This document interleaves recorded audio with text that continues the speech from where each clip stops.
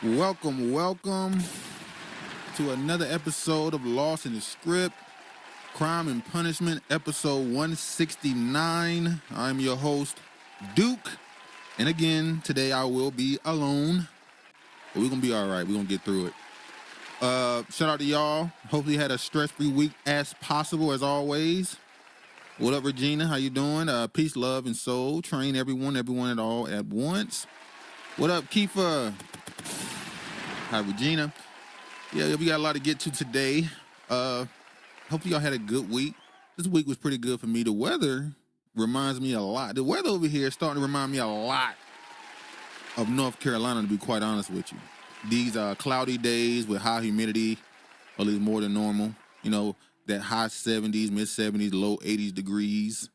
I remember growing up with this weather. It was always basketball shorts everywhere.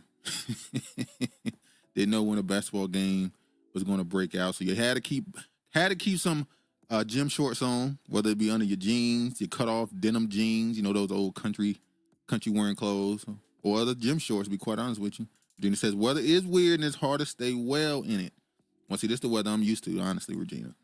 You know, speaking of them gym shorts, I want to say, going on the days where, you know, teachers didn't have to worry about certain things they got to worry about nowadays. And we're going to get to that shooting that happened in Georgia.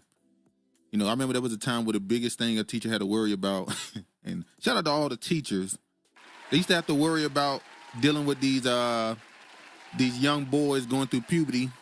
I was one of them. Had to worry about what was going to happen after gym class or PE when they came back to class, and we thought, you know, spraying some Axe over ourselves after running around for an hour would do something. Them teachers had to go through a lot back then. So shout out to all the teachers. We're going to get to some other stuff with them too. All right, let me go ahead and get right into it. We're going to talk about something.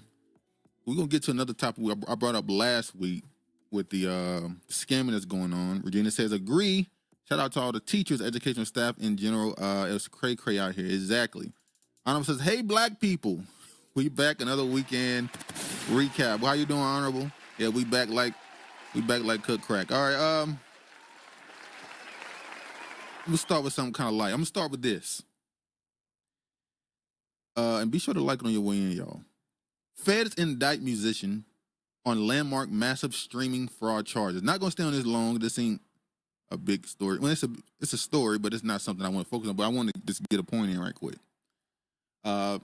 North Carolina musician accused of $10 million streaming fraud with AI-generated songs. The musician, Michael Smith, was allegedly aided in his scheme by a number of co-conspirators, as well as CEO of an unnamed AI music company.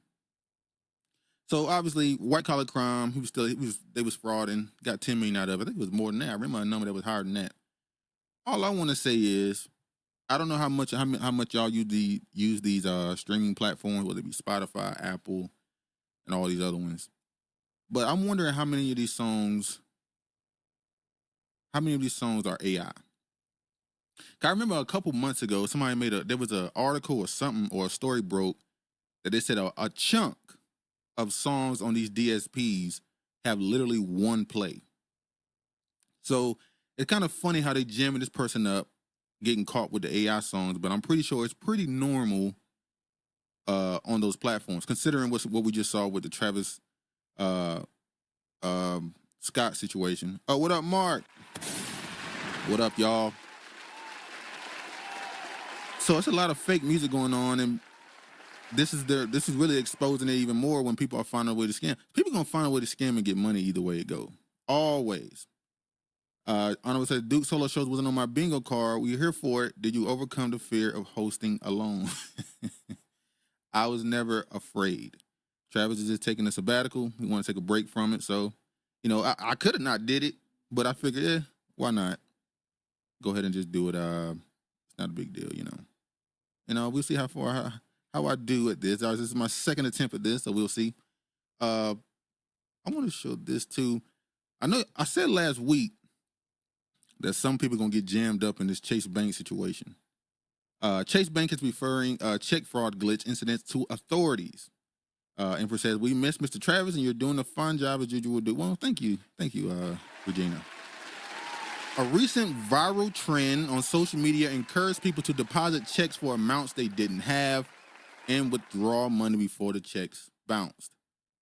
Well, it's kind of hard out here. So I remember seeing this initially, and I saw the people, and this kind of proves the point about technology and social media just causing more harm than good in most cases. Because this type of scheme, this type of hustle would have lasted maybe a little longer 10, 15 years ago because it wouldn't have spread so quickly. So people was putting in fake amounts on checks and depositing it, trying to withdraw it. But at some point, Chase did a quick hot fix on it. And all they did was make it where when you try to withdraw the money, it becomes a negative in your account. So I saw people with tens of thousands of dollars, hundreds of thousands of dollars negative balance in their accounts. I saw videos of these people trying to go scam, and it didn't quite end well with them. Although this shouldn't really be considered. I mean, it's a crime, it's fraud, but a crime. This is kind of a victimless crime, so nothing much can really come from it. Honorable, agree, Regina. Ashley, how you doing? I don't say this isn't a new scheme. People been doing this. I recall in 2005, people were doing this for graduation fees.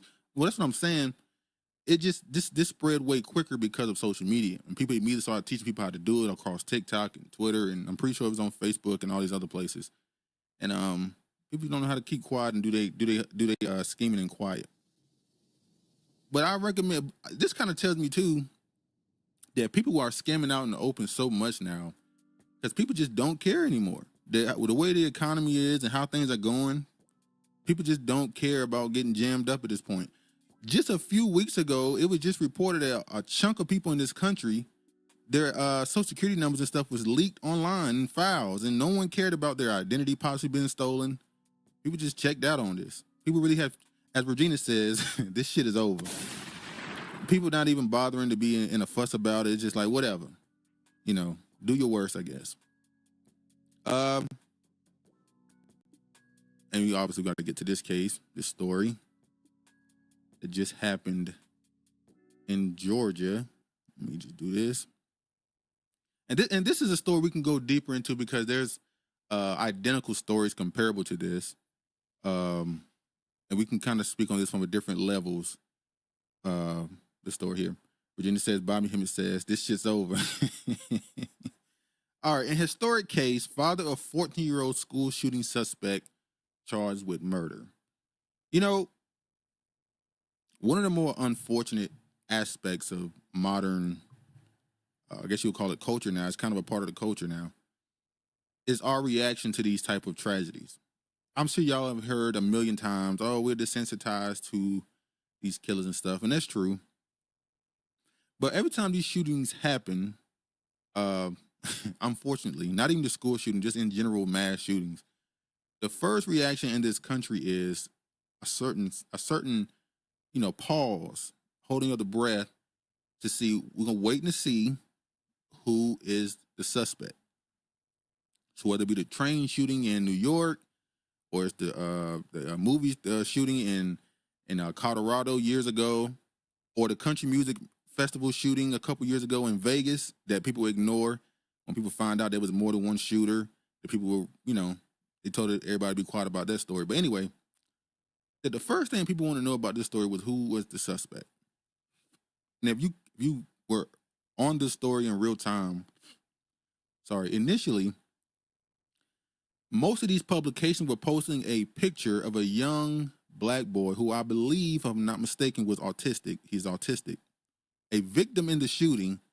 They were instead posting him as the possible suspect, which goes to show that there was an attempt from the get-go to push it, because it was Georgia. And when you think of Georgia, you think of Atlanta, you think of black people, even though this wasn't in Atlanta. So it turns out it was not this little black boy, it was this little Caucasian boy. And of course, on certain platforms, especially on Twitter, I saw you couldn't even search the name up. Nothing was coming up, nothing was loading. What up, Eastwood? And so now we know for a fact that it was the young man here And we're going to get into this case in a second. Honorable says, every time these shootings happen, I'm confused as to why white are publicly shamed for horrible parenting. Too many shooters from two-parent households, now they claim lone wolf, are on the spectrum. Yeah, some of that too. They always do the whole mental health situation. What up, Brilliant? P, still no laws for mass shooters. Only now are they penalizing white parents. No, that's not true. He's LGBTQ, gay. Shout out Dave Chappelle. All right, I want to show this little clip for a second. So the biggest story coming from this case, obviously, is this young 14-year-old boy went to school, shot it up. I think he killed 2 young kids, passed away, maybe a third. I'm not quite sure if 3 passed away. 2 teachers, and I think there was like 30 injured or some crazy number. Or maybe I'm over. Let me just see the number injured. I can just go through the quick headline right here. Georgia officials charged I'm not going to read about the father quite yet, because the father has been charged with the shooting because they're saying because he bought his son the weapon, he is just as guilty. Brilliant said, what's the mass shooting law? Oh, I haven't heard no law about that yet, but maybe assuming, well, we've seen multiple shootings. I doubt it's going to maybe push it over the edge and make them create a law out of it. But let me show this video. So he went into the school, he shot the people up, and apparently he's shown signs of mental illness, as they always say, with these shootings. Although, I mean, on the real, if you come up with a plan to shoot dozens of people, that is all automatic. You clearly are unstable mentally. So I won't say it's completely crazy to bring up the mental health aspect, but they're completely conscious and understand what they're doing. That's the part I don't like, why they make it seem like it's just random shooting. No, they meant to do it. All right, so let me play this video right quick. All right, here we go. 2023. This is him. The first ever deer hunt for me and Colt. He's hunting with a 450 Bushmaster. Yes, sir. 107 yards. And let's go take a look. So they showed him hunting deer. Holy crap. Which is always crazy, because when you think about the serial killers, the mass shooters, there's always a couple things that go in line with the possibility of committing these type of acts.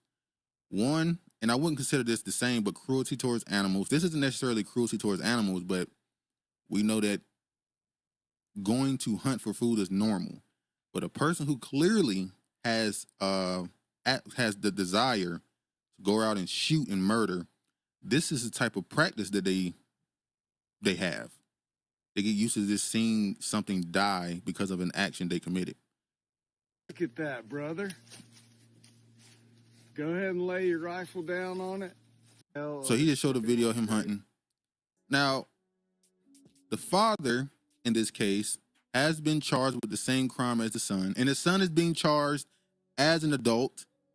And I want to get y'all opinion on that. Do you think a 14-year-old who did go and shoot up a school, understandingly what he was doing, he wanted to do it, he had already given a desire to do it, should a 14-year-old be charged as an adult? I think we talked about this weeks ago with a case not similar to this, but when we talked about a case of the, I think, 12-year-old girl smothering her 7-year-old family member, and she made sure to cover the body up with a blanket and all the other stuff, and how crazy that story was. And I was asking the question, should they be charged as an adult because they are underage? But then you start looking at certain patterns that is kind of, psychotic. Eastwood says he isn't mentally ill. He was out there going after black and immigrants. His school is 50% white, 40% Latino, 10% black.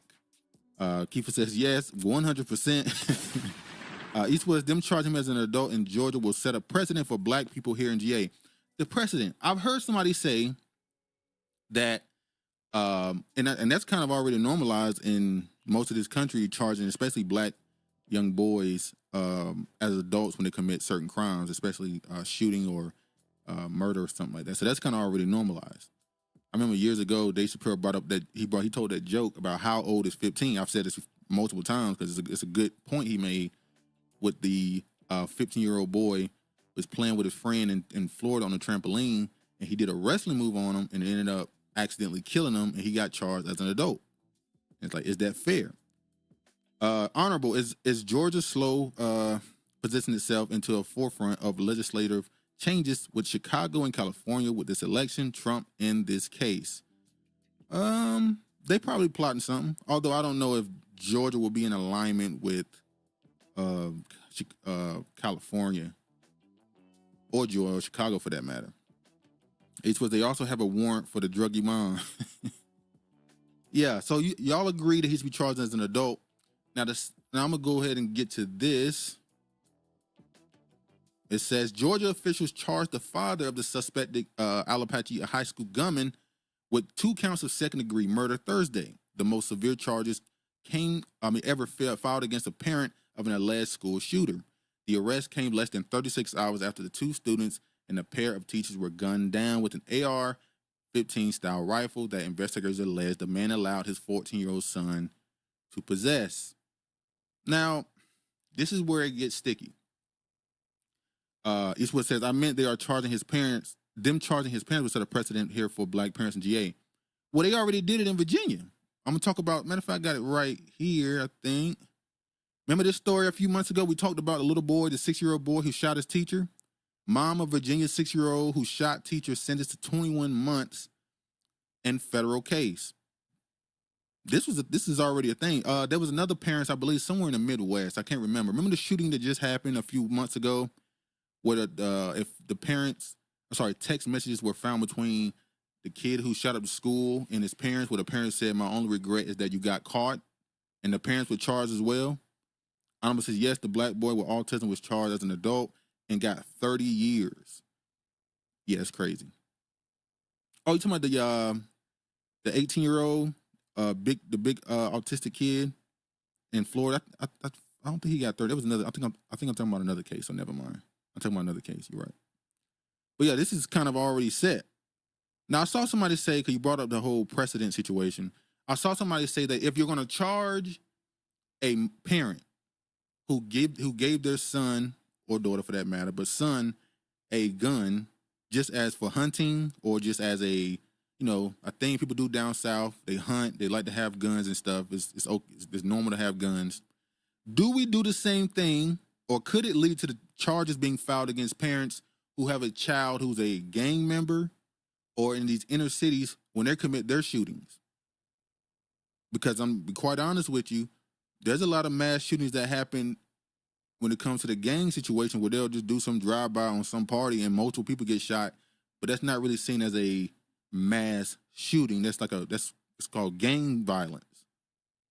So if they start charging these mothers and these fathers in these inner cities and these in the hood, quote unquote, because their kids who are minors are out committing crimes, would that be fair?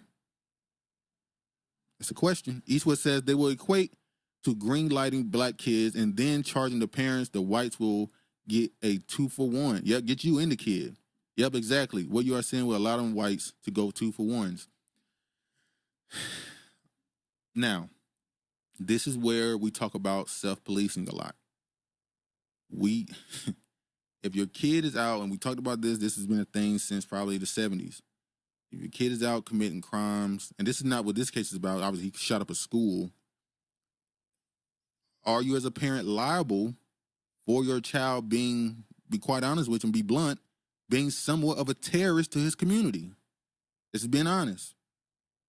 If your son is out in the streets committing these crazy crimes and doing shootings and all this other stuff, what they call sliding or drilling, should you as a parent be held accountable for the child? Now, I understand, as Honorable said earlier, 2 parents in the household come from certain backgrounds, stable, raise their kid upright. The kid can still make a decision, do what they want to do.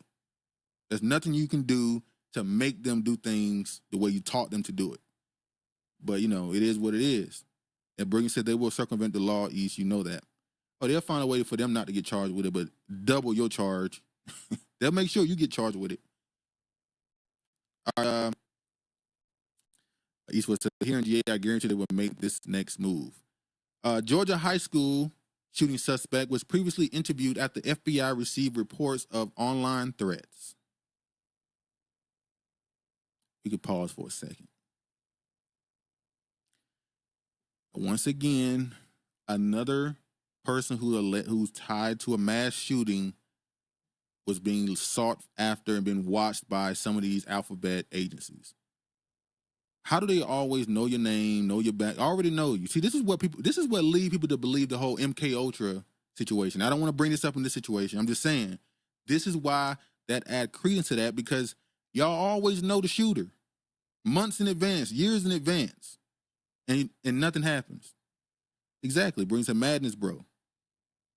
Now, what the parents are guilty 100% at, the father is 100% guilty of. If your son, and you're saying your son has a mental problems, why are you giving them a rifle or any weapon for that matter? So that's where the real guilt lays at the parents. If you know he has certain problems, you shouldn't even be on this type of timing. And if the FBI knew, then clearly you know. Let me show this. I could back out of this. Hold on. All right. So another shooting in America, and it's funny how whenever these shootings happen, foreigners, especially like the Europeans, when they talk about it and they start saying how you see this gun culture that is in America. And I'm like, well, in the UK they have stabbings. In all these countries they still have murders and violence.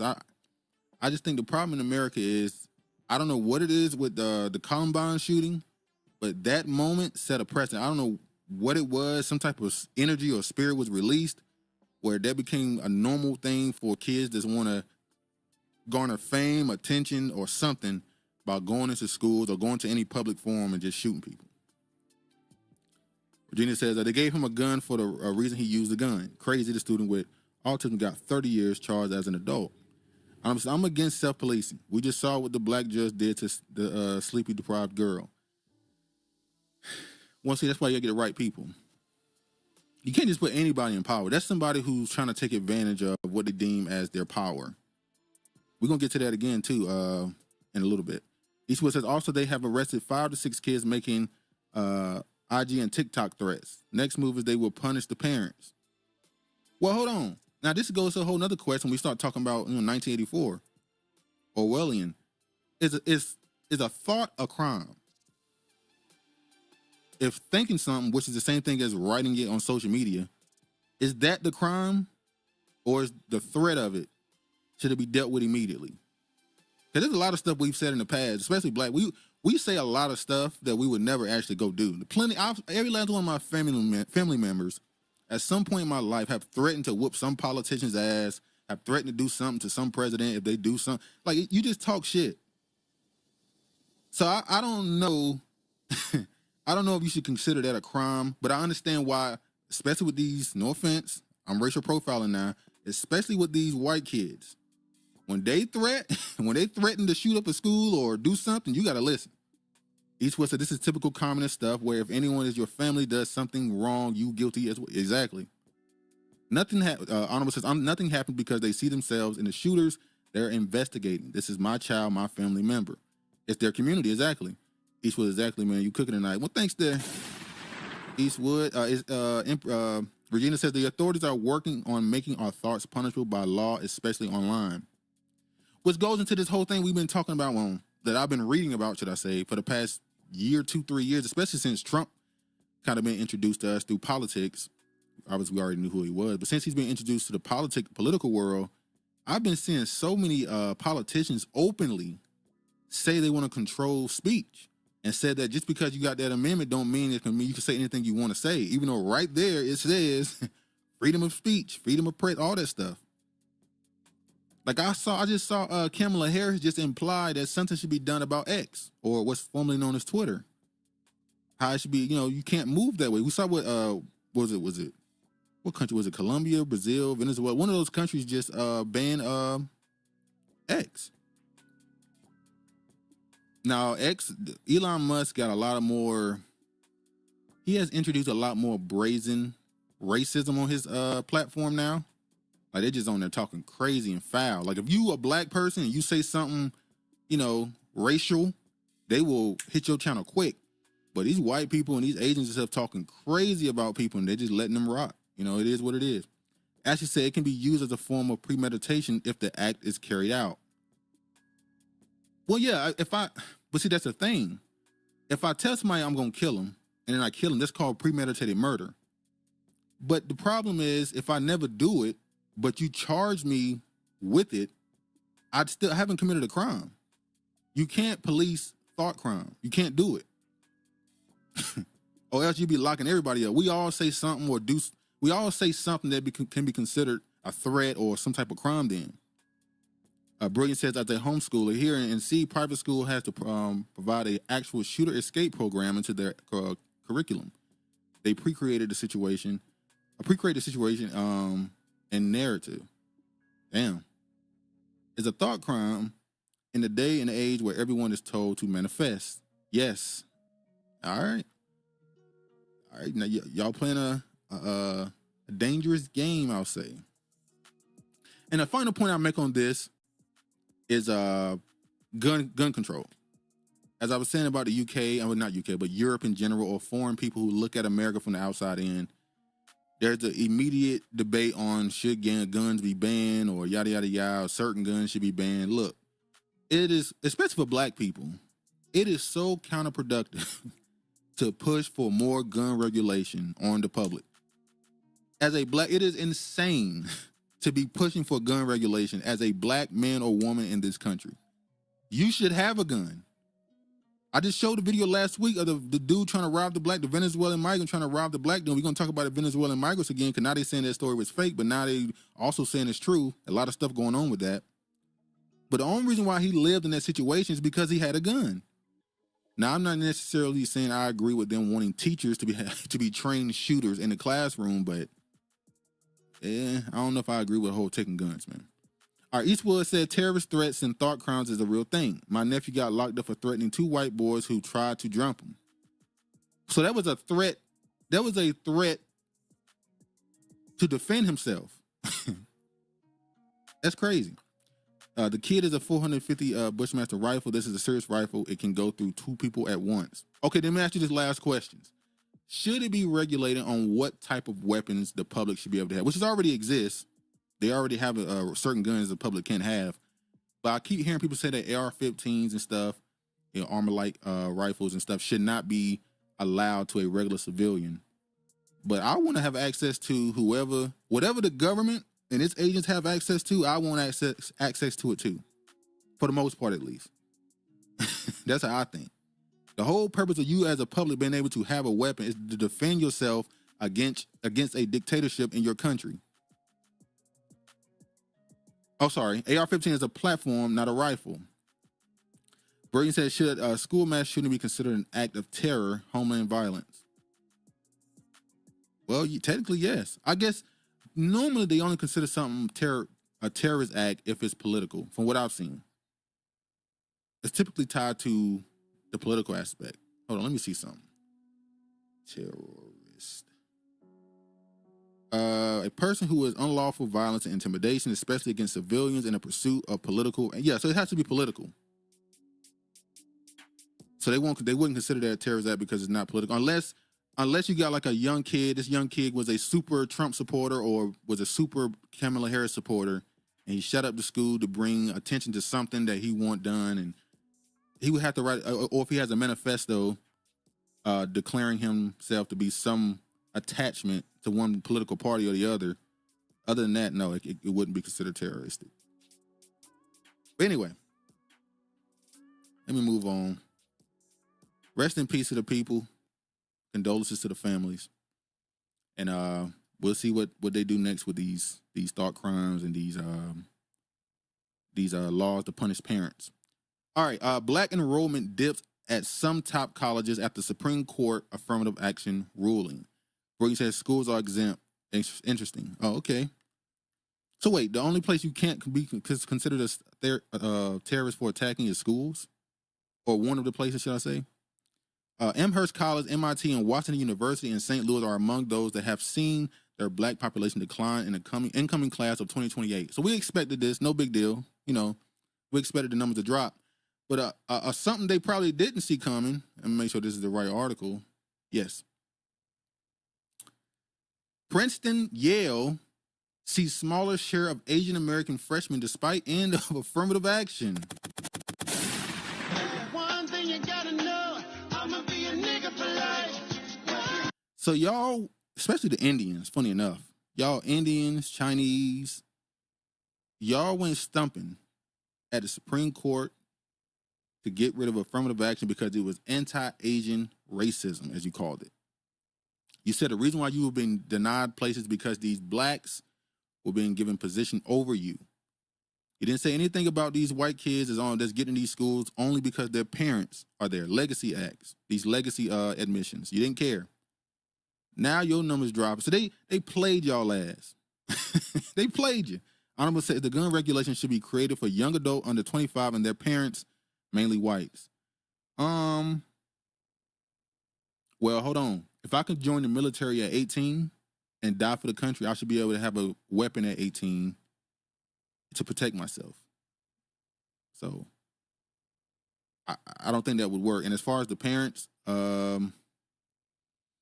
I think if your child is under 18 and you buy them a weapon, you should be held responsible for how they use that weapon. Yes. Eastwood says, my last message to everyone on here: please have a weapon for your self-defense. Don't get caught slipping after this year's election is going down. If Trump, what's the day? The day is the 7th. Trump's sentencing, I think, is tomorrow.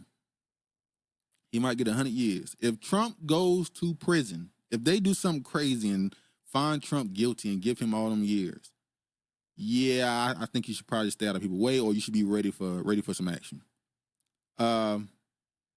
Eastwood says most of the Asians were Chinese nationalists anyway. Yeah, but the Indians were stepping too. They was in front of every platform they can get in front of. But back to this. Y'all did all that stumping, and now they're not even letting y'all in the damn classes. Now y'all still stuck at them same colleges you don't want to be at. You still overperforming, not being rewarded for it. You did all that. Eastwood says, by the way, Kamala will win. Word on the street. Yeah, I just saw the dude the person who predicted the last 10 elections and was right 9 times. He said that Kamala's going to win. He's a historical. He followed these elections from the historical narrative. He said based off his projections, he believed Kamala's going to win as well. But the one time he was wrong, if I'm not mistaken. No, I don't think it was Trump. I think it was somebody else. I can't remember right now. Honorable says, I love this Asian. They can't be advanced without affirmative action. They were delusional about whites' hate for them. Well, yeah, the white people used the Asians to get rid of something that they felt was affecting them. And I already said, I believe affirmative action wasn't about blacks, and it wasn't about any quote-unquote minorities. I believe it was about white women. White women have too much access to too many things. The safety net in this country, in this society for white women is way too big. I believe that the higher-ups in government who need more kids, who need more people having sex and having children and families, they realize that we have to find a way to shrink that safety net to make these women marry these men and start these families to continue the numbers. That's what I believe. Because the same thing happened in the schools when they trying to get rid of these teacher boards and all this stuff. They're trying to change up the curriculum. I believe they're trying to indoctrinate their youth. Brilliant said, historically, Ivy League schools were created for the sons and daughters of the wealthy who weren't smart enough to attend regular college. Honorable says the type of gun should be regulated. You being a service person shouldn't give you freedom to buy what you want. That's freedom, though, ain't it? That's the home of the brave, land of the free. You gotta let me do what I want to do, buy what I want to buy. Now I understand not buying a rocket launcher or, grenades, even though, something like that. But it is what it is. But anyway, we were talking earlier about people taking advantage of their powers when it comes to self-policing, how it's not really beneficial. Honorable said, it cannot be beneficial to black people. I want to get y'all opinion on this. And should this be something that is legal? Honorable says, Kamala not winning this election, this some reverse bullshit. I think we really underestimate how much the average person who's not on social media, who's just a regular person walking around middle America or walking around the coastal states or whatever, how much they just don't like Trump. And not even because they dislike him for something he said or didn't say, just the media, the way the media has pushed against Trump for the last 8-9 years. It's just, some people are just tired of it. They just don't want him around because they're just tired of how politics look now. It's just a burnout. Even some of his supporters, it's like a burnout. It's like, okay, we're just done. Let's just get away from him and just get somebody else. It's not even about disliking him. You just want to get away from the circus that exists because of him. So yeah. All right, I'm gonna play this video. Y'all tell me what y'all think. Kiss my ass. This is You know what? Fuck you. Okay. That's contempt. That's 93. Keep going. Fuck you. That's another Fuck you 93. again. That's another 93. Fucking again. That's another 93. That's another 93. That's 6 93s consecutive.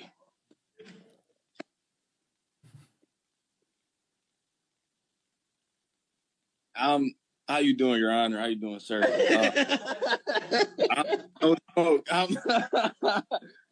Honorable says, on top of black guilty doesn't work for Kamala. Too many African Americans publicly questioning her lineage. Once again, I think we really underestimate how many white people are just burnt out on Trump. I think they just burnt out on him. Media is more powerful than Eastwood says media is more powerful than most of us think. Look at how people around the world think about black Americans. Media is exactly. Once they put a narrative on you, like the narrative on Trump right now is he's a racist, felon, rapist, pedophile, all type of shit. Regardless of you, now obviously I believe I believe a dude who's a so-called billionaire, white billionaire is racist, of course. But the fact that that's the narrative the media put on him, everything he say and do, he's misogynistic. He can't get away from any allegations. They're making him the worst of the worst. Everything about him they've made bad. The average person who's not looking at this from a context of policy, or they're just looking at who I like or don't like, what I'm tired of hearing, what I want to keep hearing. It's just, they just burnt out on him, I think. So he might lose. All right, now the reason why I showed this, he gave this dude like 500 plus days because he quote unquote disrespected him in court. Now I understand when you're in the court, they tell you have to respect the court. You're not allowed to disrupt the court and curse out the judge, yada, yada, yada. But should it be legal to give somebody almost 2 extra years because they said something in the courtroom? And obviously the person he did this to was white, so it is what it is. But I'm sure that has happened to a lot of these people that go into the courtroom. You get handed down some judgment that you think is bullshit. You react, and now you're giving you more time. I feel like it's putting too much control over somebody's future in a person. And they're judges. I get it. That's the point. That's why they went into the field to judge. But that's just crazy to me. Honorable says blacks are more open to Republican. Also, doesn't help Kamala. Those are the fence-watching blacks question her lineage and are more open to reclaiming the Republican Party doesn't work in her favor.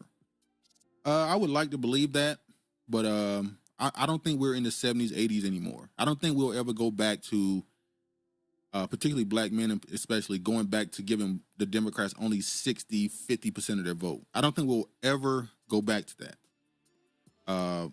It's just not happening. And the Republicans don't help themselves. They just do and say silly stuff every year where you just like, do y'all really want the black vote? Y'all just do stupid shit. And then you complain about, let me say this, the Republicans, based off of the Democratic platform, the Republicans should never lose to the Democrats, ever.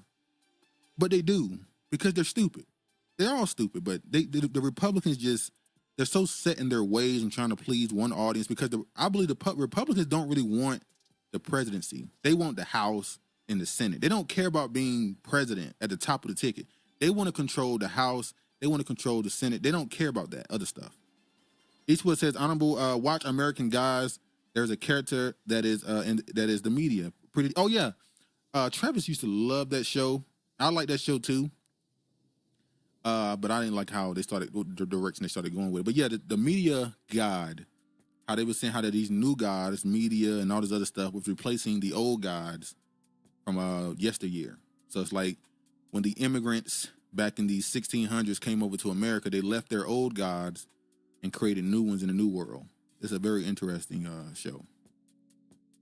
U.S. voting is like picking between Marvel versus the DC Comics. Literally holds no real value. Yeah, it's a. We always say that it's two wings on the same bird, but it's not really that. It's just the same. It's the same wing. They just come out publicly and act like they beefing, and then they go eat dinner together. Honorable says, white women didn't care nothing about the media narrative of Trump. What are their opinions on Trump? They got him to win last time. Abortion, Honorable. I didn't think it would be that big either. What up, Mystery Man? I didn't think abortion, because the Democrats, I saw the play. But see, us, people like us, we can look at what they're doing and discern. We knew from the jump when the Democrats allowed them to vote on Roe versus Wade and get it up out of here. We knew then the fact that they didn't immediately do that, lock that in. We knew they were making a play to push to get them people to vote for them, because then they'll quote unquote fix the Roe v. Wade situation. We knew what they were doing, but most people, they care a lot about abortion. That is a big deal. So yeah. Reagan says it's an emotional self-appeasing for virtual mass as a righteous Democrat. Exactly. And it's not democracy. It's a liberal. We don't live in a democracy. Mystery Man says, I can smell Kamala's nappy pussy. Oh, man. Did y'all watch that movie? What's it called? Deliverance? The Deliverance on Netflix with Lee Daniels, Monique. I forgot the white woman's name. I'm sorry. I don't know her name. Lee Daniels said that white woman was a part of the fabric of black culture. Lee Daniels said that woman was part of the fabric of white culture. And then he said that, and then people looked it up, obviously, and found out the mother in that movie, the actual story, was a black woman. These were all black people. I believe he said 4 year. Eastwood says Kamala Furry Curry. Oh my God, Mr. American Gods is a deep, informative show. Eastwood says Deliverance is a true story. Yeah, I saw that. The little black boy who allegedly was crawling up on the wall. Apparently that's a true story. Man, what we gonna do about Lee Daniels? And I keep bringing him up in Tyler Perry, bro. Like, that movie was it was unnecessary. Why make the mother white when she was black? Like, you just did that just to do it. So much stuff in that movie was just unnecessary. Yo, nappy pussy hair, like, come on, man. I could. Oh, Regina, Lee Daniels is forever bugging, forever buck breaking. Exactly. And he keep getting away with it too. I see he's sneaking Monique back in his movies as well. After that beef they had, they did that woman dirty. Honorable says the movie watched me. Yeah, it wasn't very good watching experience. To be honest with you, it's just like some of those Tubi movies, or even some of those Nollywood movies I used to watch a lot a year or two ago. You watch it for how bad it is. It's just funny at this point. Regina says, ever since the movie Glenn Close has been cosplaying as a black woman on tour. See, that energy done jumped on her. See, that spirit done jumped on her. She's stuck in character. You know how some of those thespians, they get stuck in character sometimes, like the dude that played the Joker and Batman, the Dark Knight, Joker. He got stuck in character, they said. It's what I'm familiar with the man who brought the house and then demolished it due to the overwhelming demonic possessions. Zach Bagans. Oh, wow. I understand that there's some spiritual aspect in the real world, that stuff that happens. And I think a lot of stuff happens spiritual that we just ignore. I can tell y'all some stuff. Around the time that my mother passed, that was 2018. I could tell y'all some stuff, man. It was just so, like, when you look back, things fell in place a certain way where you just go, there has to be some sort of spiritual guidance. It just has to be. This is just crazy. Was there a real lady biracial? I'm confused. No, I don't think so. Although I didn't look, because I saw the mother and I saw the real daughter. She looked just like a black woman. I don't think she was biracial. For whatever reason, he made the mother white and the daughter biracial for whatever reason. I don't know. Mr. Man said, where's Travis? He's taking a sabbatical. He want to take a break from it. Been kind of busy, so I'm going to try to take over the reins for a little while until he's ready to get back on. Eastwood said they were blackety black. Yeah, so I don't know what Lee Daniels was doing. But he's Lee Daniels, and they just do stuff like that. Anyway, let's move on. All right. Is racism fueling claims about the Venezuelan gang takeover of apartment buildings in Aurora? Regina says, without summoning her, my grandmother randomly appeared before our family as a hologram, then walked through my mom at an angle. Spirit world is reals. Yeah. He's supposed to give me a link. I could be your co-host. Oh, we're not on StreamYard, so I can't give no links right now. But we've been talking about this Venezuelan gang situation. I'm sure y'all have seen dozens, hundreds of people, thousands, millions of people talk about this. We talked about it last week and the week before. Last week, I'm sorry. And immediately after the show, I want to say that Monday, I started, perusing through social media. And I saw people saying that it was fake. I saw them showing videos of black people allegedly in Colorado around the area who were saying this ain't real. They ain't taking over no buildings. This ain't real. And I want to start with this. Initially, when I saw these black people coming out saying that this wasn't real, especially the black men, I had to look at this from a historical standpoint. Now, hear me out. Unfortunately, in America, when it comes to black men, our history has painted us as cowards who couldn't defend our community against foreign people. So there's this narrative that black men would, find out that their wives were being sexually assaulted by a Caucasian man and just would have to deal with it and not do nothing about it out of fear of being killed or yada, yada, yada. And that ain't at all how that went down 90% of the time, but So I get it immediately when I saw these black dudes saying, man, they're not coming over here taking over nothing. I saw the same thing with Chicago. I understood that there's a certain level of, if I get on this camera and admit that these Venezuelans came over here and took shit over, I'm saying that I'm pussy. Excuse my language, I'm sorry. It's basically saying I'm soft. I just let these people come in and just do stuff to me. So I get there's a certain level of defense you got to come in. Like, they ain't taking over nothing.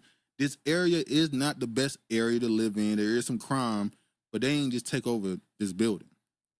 I do not know many women that get stuck in character. Seems like that only happens with white men.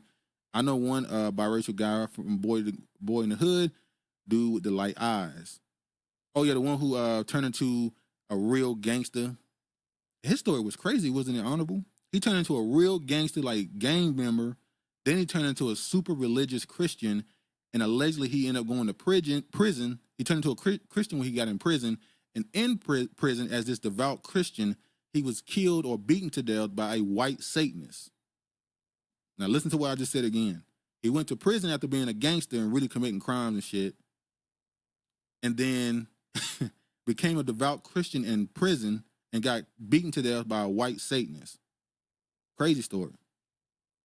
Eastwood says the apartment takeover is real. The landlord has been threatened by gangsters, has been quiet until he pays. Well, now they're saying that the landlord was pulling a scheme, that apparently he was doing some frauding or some other stuff, and that he's been hiding from his tenants or hiding from people that's looking for him.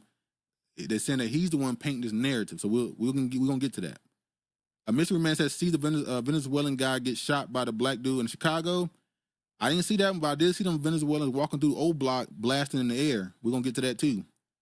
Regina says a report or an article just surfaced claiming Colorado has been dealing with this issue of Venezuelans for over a year now.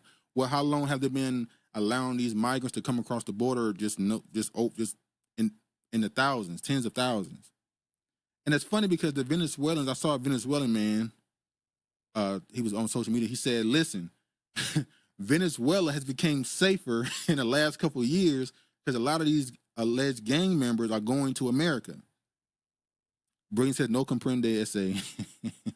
Honorable says, there needs to be a masterclass on how Latinx immigrants protect themselves from negative stereotypes. Exactly. I'm going to get to that too. We need to be taking lessons. They're going to flip this like we didn't see the man with guns. I said it last week when they showed when they had the story in New York of the black man, I don't know if he's black American, who killed the migrant, the Venezuelan migrant. And he told him, I'm going to kill you, because he pointed out he was a migrant and you're coming in our country and da-da-da-da. And they arrested him for a hate crime. I said, they're going to make that the norm. And when I saw this, I saw all these black, Hispanic, or Latinx people coming out trying to debunk this story. And I thought to myself, man, as a lot of people said, it ain't just me, it would have been real nice for y'all to have hopped out and did this during the anti-Asian hate bullshit. when they were accusing black people of just going around beating up Asians. I wish y'all would have came out and protected the image of black people then. But Eastwood says those apartments were low-income Hispanic areas. Aurora, Denver ain't popping with brothers. Most of them were swirling anyway. So that's why they're there. Oh, man. Let me get into it now. Let me go ahead and play or show some of this. So they saying the story is fake. Anti-immigrant backlash is nothing new, says sociology and criminology expert who point to attacks against Irish, Italian, and Polish immigrants about 100 years ago. All right, let me show this now. All right, police deny. Now, this is what came out first. I'm going to get to what they ended up saying recently. Police deny Venezuelan gangs has taken over a rundown apartment complex in Denver suburb. All right, let me show this now. Breaking news. The Mexican who allegedly unalived the 4 Venezuelan immigrants in self-defense in Chicago, near a lake, now faces first-degree murder charges. Authorities have revealed how this argument ended in tragedy. Families of different nationalities were gathered at Lake Michigan. A Mexican approached some Venezuelans to politely ask them to turn down their music and stop the commotion. However, the Venezuelans took this as an offense and began to assault the Mexican and his family. And it's funny how Mexicans in particular, and Cubans too, Cubans and Mexicans, when they come to America, they are typically right-wing, conservative, waving that red hard. So it's funny how they ended up running into this Mexican dude and see what he did to him. The Venezuelans hit the Mexican's son with a broken glass bottle.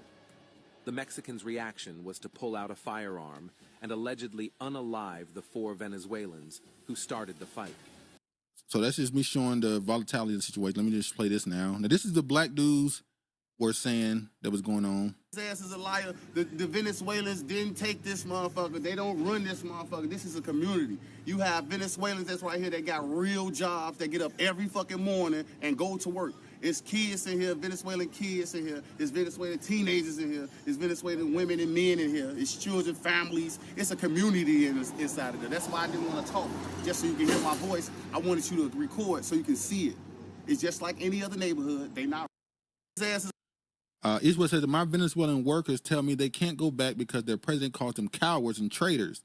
That's why they were hoping the other lady won the election for Venezuela. Oh, yeah.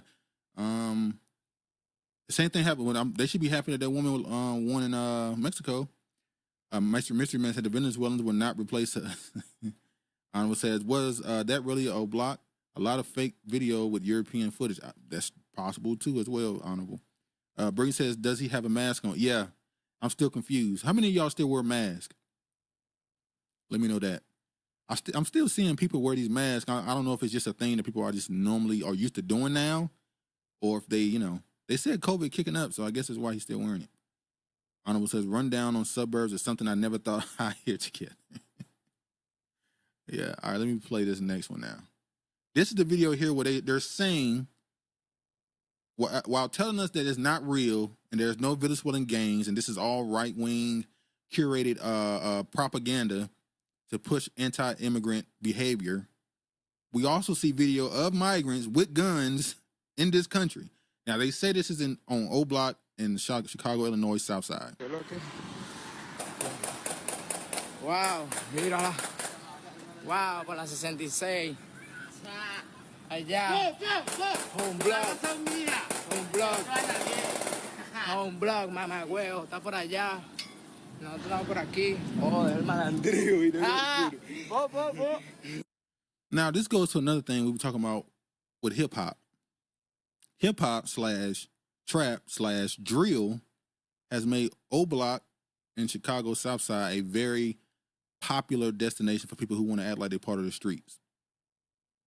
What I found funny is, one, how do they know what O Block is? Well, they might listen to hip-hop, they might just know what it is. Or they heard the rumors that these black people in Chicago, the gang members, were calling out these Venezuelan migrants saying, we're going to start sliding on y'all.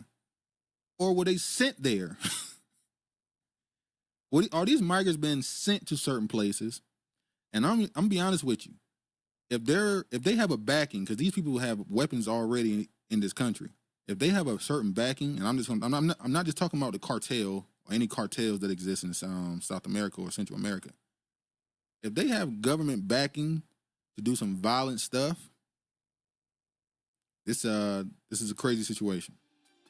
Virginia says, where the KKK at? And oh, did y'all see the story about the Hells Angels? Allegedly went to Aurora, Colorado to deal with the situation. Now, I never saw any, I saw the people there, but I don't know if they were actually there in Aurora, Colorado or not, but yeah, allegedly they were there. Says, I don't wear masks, but I see a few older black women wearing them around me, which confused me. That might be a sign. I don't know. I think it might just still be a fear of that damn COVID. It scared a lot of people. All right, let me move forward some more. Let me show this. The sister was talking. Mark Gordon says, Farrell said we must deal wisely with our people. Exactly. Honorable said, Hell's Angels was fake news. Okay, so that was fake news. All right. I was just making sure because I saw people saying that too. And I was like, that's even more embarrassing. If it's black people in that building, y'all got some white racist ass bikers coming to help y'all. That's kind of crazy. But you know, all right, let me play this now. Did you not? If you order your food on DoorDash, 9 times out of 10, it's going to be a Venezuelan. Ordering your food, can't fucking speak fucking English. Like, they literally took over. They took over. They taking the fucking jobs, y'all. They taking over. And the government is helping their ass. How the fuck do the Venezuelans took over the whole DoorDash? They took over the whole delivery system. Kid you not. Order some DoorDash right now. I bet the motherfucking Venezuelans got it. It's like, I don't know if they got their own fucking network through DoorDash or whatever, because I have yet to see a black person order me some, deliver my motherfucking food since they came here. Y'all, they taking over the housing system. They taking over the DoorDash. They taking over. Each of us said it's her fault. They took over. She seems like a Kamala supporter. Oh my God. I got tears in my eyes, y'all. They pushing us out. And the government is helping them. They giving these Venezuelans cars and shit, and they can't even fucking drive on the 290.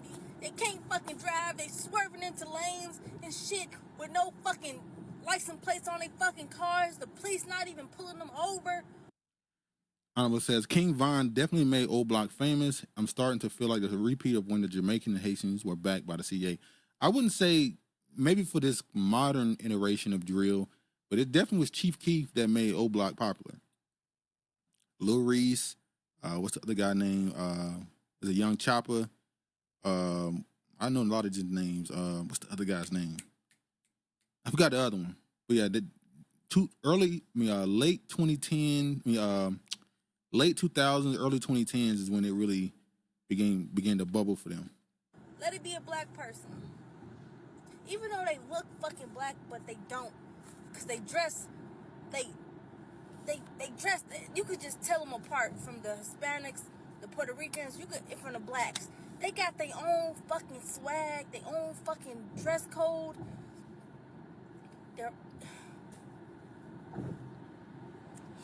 They take it over.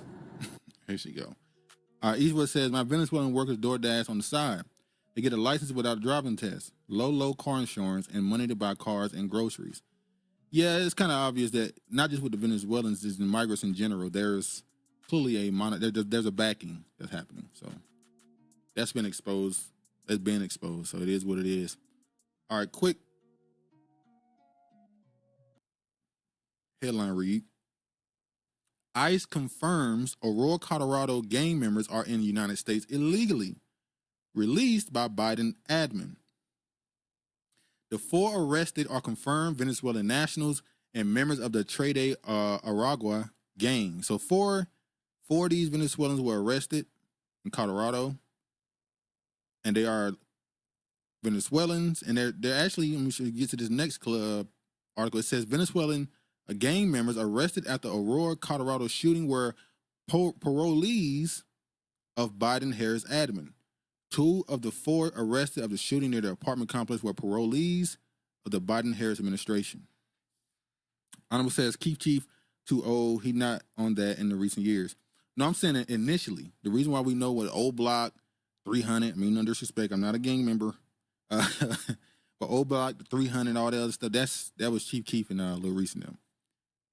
He didn't make it a tourist attraction. That just happened after the pandemic. Well, yes. Yeah, I agree with that part. It really, to be honest with you, you might can give credit to 6ix9ine when his rat name, when his ass decided to go there and try to taunt them early in the morning with security. That's what made people kind of pulling up even more. So yeah. So now they're saying that the gangs are real. So it's just back and forth. All right, last one on this. Venezuelan gang terrorizes North Dallas neighborhood. The Dallas Police Department has made a shocking admission. The Venezuelan gang Tres de Agua has moved into North Dallas. The violent gang, known for its role in sex trafficking girls and women for terrorizing the fellow Venezuelan immigrants, has established a foothold in their menacing trade in the Oaks of North Dallas apartment complex located in the 4700 block of Harborwood Lane. They really trying to make the Carter, ain't they? Every damn apartment complex, they keep trying to take it over. Virginia says, if the chameleon wins, we about to fuck around and find out. Each was said they should have made an example on O-Block shit. Let them try that shit in Atlanta. Yes, it's one of those things where we're obviously against these dudes getting themselves in trouble and stuff. But damn, you can't, if you're going to ride on your own, you got to ride 10 times as hard on other people.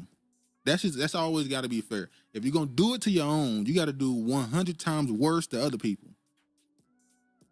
Honorable says, funny how I came across the exchange from Chicago people discussing they don't even know where it's at and they live there. And you're right. It might not be, depending on where they're from in Chicago. The east side, west side, on north side, Chicago. Eastwood said they are having your power tool comes in. This is where having your power tool comes in handy. Exactly. Oh, home, Roger. Wrong button. Apologies. All right, we can move on now. All right. Let's get to some geopolitical stuff real quick. See what these crazy people doing.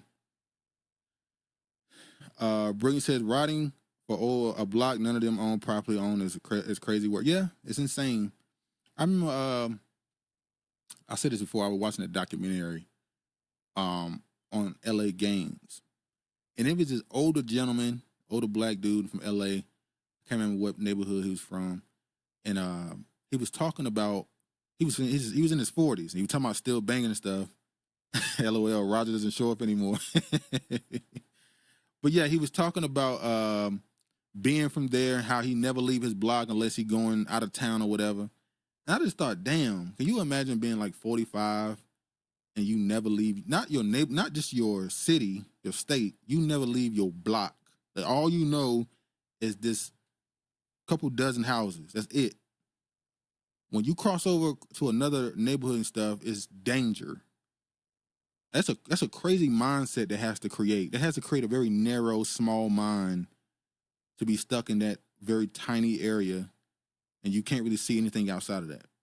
You know, that's crazy. Eastwood says, Russia found shit, China funds shit. What's new? Who are the real puppeteers? Oh, we know the real ones. They ain't said their name in here. They kept it to Russia because we know what they're trying to do with this situation. But to this, U.S. says Russia funded media company that paid right-wing influencers millions for videos. So the influencers they're talking about pretty much are Tim Pool. If you don't know who Tim Pool is, he's considered a right-wing podcaster, but he considers himself center. And a few other people were tied up in allegedly taking funds, saying that they didn't know they've been fed funds through a media company to their podcast from Russia. So let me just read a little bit of this. Not gonna read all of it. It says 2 Russian nationals working for a news network controlled by Vladimir Putin's government funded millions of dollars to an American media company that paid right-wing influencers for videos pushing narratives favorable to the Kremlin, U.S. prosecutors allege on Wednesday. Now I want to jump down to the people who are allegedly a part of this. The 2 defendants worked for RT, a media outlet formerly known as Russia Today, that is funded and controlled by the Russian government. Just like NPR is controlled by American government, just like Al Jazeera is controlled by their government, just like Haaretz or Times of Israel is controlled by their government. All these media companies or publications are ran by the government, all of them. Uh, Federal prosecutors said RT oversaw a series of covert projects that included funneling $10 million through a series of shell entities to a tennis-based company in Nashville, launched in 2023, that publishes videos on TikTok, Instagram, YouTube, and X, formerly known as Twitter. So basically, allegedly Putin, or the Kremlin, was putting money into podcasters' pockets who were pushing a narrative that he agreed with. He didn't give them, stuff to say. It was people who already had a message that he agreed with. He gave them money to try and amplify their voices in America. That is normal. Israel does it. I'm sure that these European countries have spy. Chinese spy just got caught in another media company a few weeks ago. We talked about it. So we know China's doing, Israel's doing it. I'm sure Iran is doing it. They have some spies over here, all these people. So now the bigger question that comes from this is, if I say something, for instance, if I say in the Ukraine-Russia war, the United States and NATO are wrong, am I now a Russian-backed media personality? Because that's all that happened.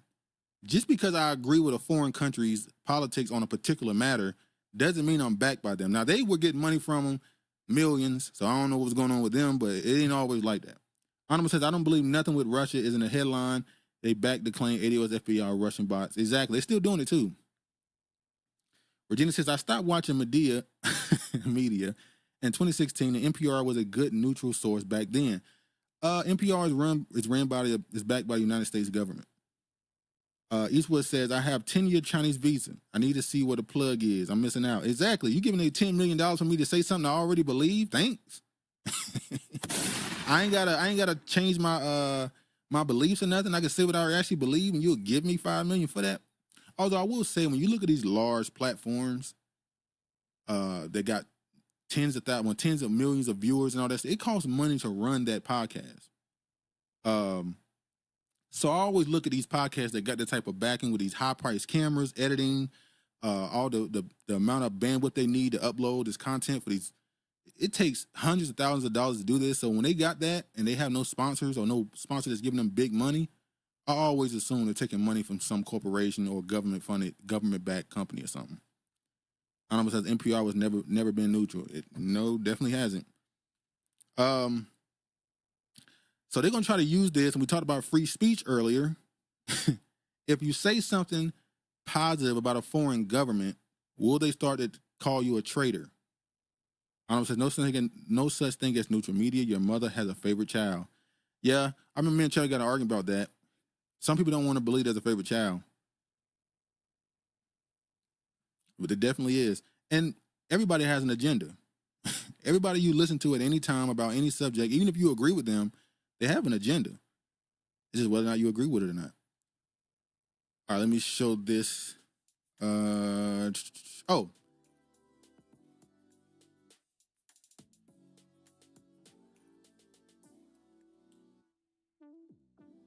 Now, they're saying this is fake, but I'm going to show this anyway.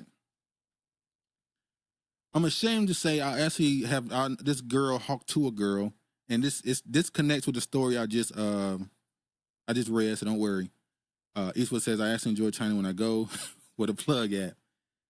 So the hawk to a girl has her own podcast. Okay, whatever.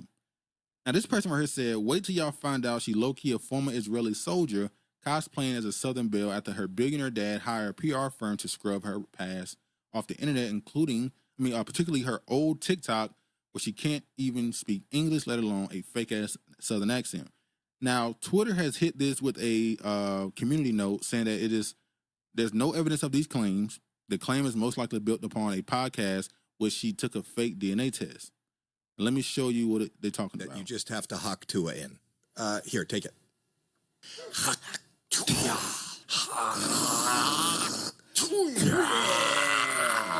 White podcast, man, I'm telling you. Somebody come in and take it to the lab, and then right now, these are the results. There, look. European? Siberian? East Asian? Now, they're saying the DNA test is fake, so take this with a grain of salt. But if it is true that this woman is an Ashkenazi Jewish woman. It would make so much sense that she went viral, has been given hosting jobs, have thrown a pitch at a Mets game, and now has her own podcast. It would make so much sense. These people run the entertainment industry. We know most of these actors and actresses are actually of a certain ethnic group, and they literally change their name so that it's not too obvious.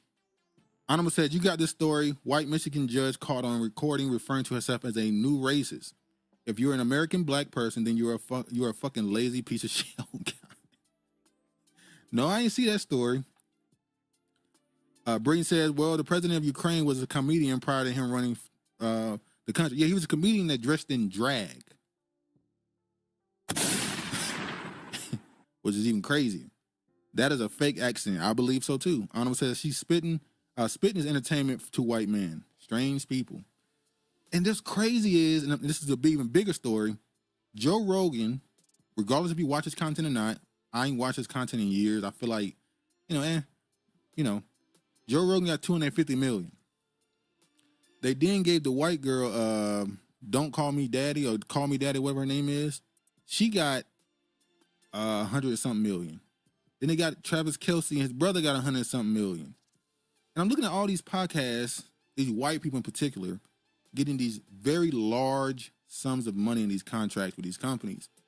And it's like, damn. This is the top content y'all seeing. Y'all saying these are the top content in the podcast space in the country. All right. Each was his honorable, yet, yeah, the Detroit judge is crazy. No, I didn't see that story.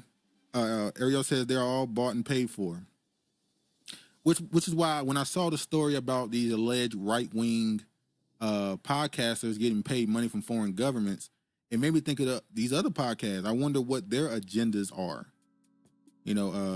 I see that Joe Rogan he's never threw his support behind Trump, but he's kind of staying out of he's talking politics, but he's not really getting into the Kamala versus Donald Trump thing. He's not really picking a side in that. He's choosing like a third candidate. And I wonder if it's because he's been given a call to stay out of it. Now, you can talk politics and stuff, but there's a certain distance you go with this. Chill out. Virginia says, my mistake, y'all. I was getting NPR mixed up with PBS News. Oh, yeah. PBS is, their investigative stuff is pretty good. Honorable says, Old was able to watch 2 Joe interviews, one with a white woman pretending to be indigenous and Cat Williams. I don't get the hype. White mediocre. Well, when Joe Rogan first started, he used to just talk MMA and comedy. Then he started getting these humongous guests like Robert Downey Jr. and Jamie Foxx and these big name celebrities, and they became more of an interview podcast, which is kind of what most quote unquote podcasts have turned into, just interviewing people. But yeah. Brilliant says, I like how Cameron went off on all the Taylor Swift covers at NFL's game. Let niggas bro, I don't watch NFL. But what I've seen, like I saw from the official NFL account, they had Taylor Swift as the header of their account. They was constantly posting videos of Taylor Swift. It's like, God damn. At this point, she run the NFL. Honestly, is that new brilliant? I missed the last show. Yeah, Cameron, it's kind of crazy the money that some of these podcasts are getting versus, let's be real, the black ones. Like I see these black podcasts getting 20 million, and I get it. Their audience is smaller for the most part, but goddamn. Protect your free speech, by the way, because if you say certain, by the way, this is one of the people who's attached to this right-wing Russian money scheme named Benny Johnson.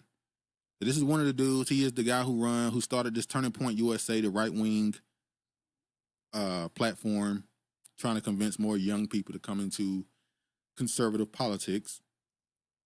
And then I want to show y'all this, because Turning Point USA is also attached to another person,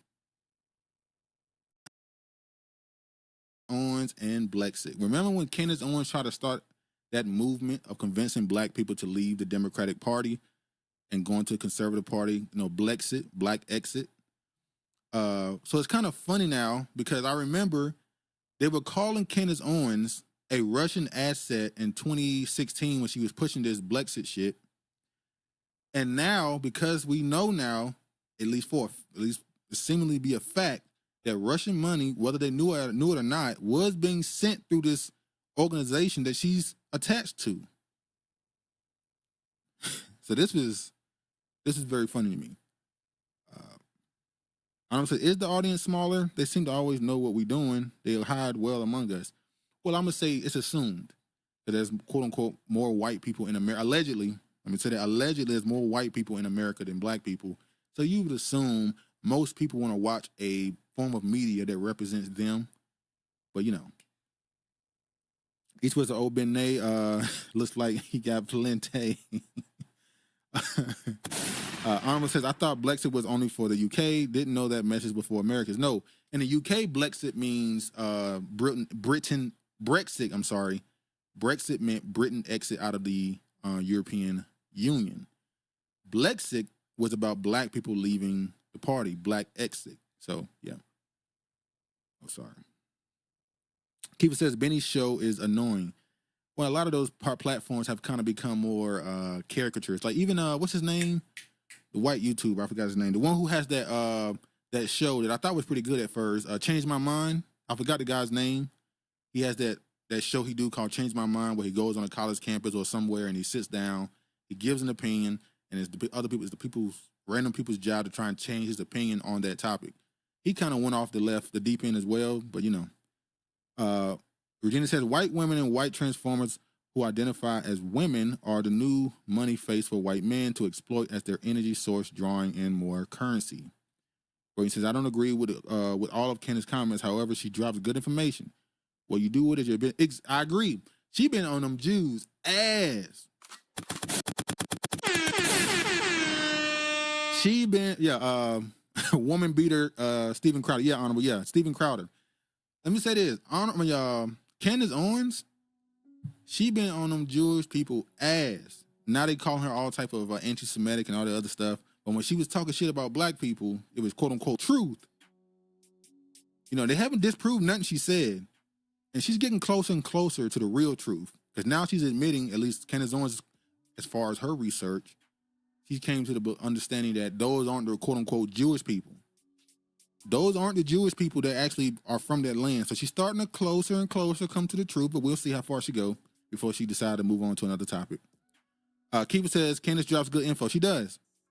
It's like with Candace Owens, either you agree with her, you really agree with her. If you don't, you really don't agree with her, for the most part. There's no gray area. It's black and white with her. Candace Owens is a broken clock that's right twice a day.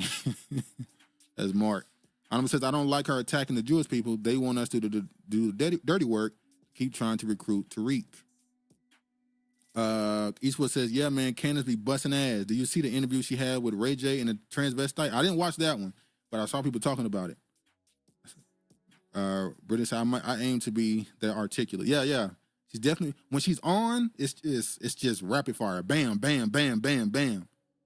Like if you want to look at, if you don't look at Candace Owens as a political commentator and look at her for what she is, which is a podcaster entertainer, it'd be much more enjoyable. You can just listen to what she's saying and just disagree or not agree. What up, Uncle? Salute ADOS FBA. Keeper says, don't you guys think it's weird if you agree with someone 100% though? Exactly, I do too, I do. Like, Travis think I'm weird for this sometimes, but I'll go listen to people I don't agree with. I listen to people I do not agree with. I know I'm not going to agree with this talking point, but I want to hear it. I'll just listen. At least sometimes. Certain things I don't bother. Honorable says someone needs to be there to be black Americans versus Jews, and I don't like it. Well, it should be black Americans versus everybody, shouldn't it? Or not exactly versus, but tell the truth. Shame the devil. Hit that like button. Agree on code. Y'all make sure you hit that like button. Keeper says she's very articulate. Yes. When she on your ass, you can't get away from it because she's on point. If you sitting in front of her and talking about something, you're not gonna be able to get away from what she's saying. So she put people in the hot seat very quickly. Eastwood says I shouldn't have mentioned busting ass on the trespass time. My bad. Big pause. Yeah. Where's Travis? Oh no, he's taking a sabbatical on Cole. Last week, this week, I've been on the loan. I'm gonna hold down the fort for a little bit. Brilliant. Mass content is nonsense. Mark Gordon, when I think of Candace, I think of Breakfast Club when she didn't know our sayings. Oh yeah, the God is good. And she said, "Amen." Yeah. All right, let's move on. All right, hold on, y'all. Let me show this. Let me get through some of these topics. Let me run through some of these topics right quick. All right. Russian money fund was funded to right-wing creator through pro-Trump media outlets, prosecutors say. I'm only showing this headline to show you where they're going with this. They're trying to say that Russia is once again funding Trump's push to be president, yada, yada, yada. We know. I also want to show this person. Benny Johnson, I guess this is one of their wives.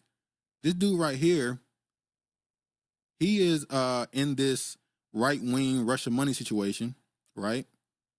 And his wife is Lauren Chin.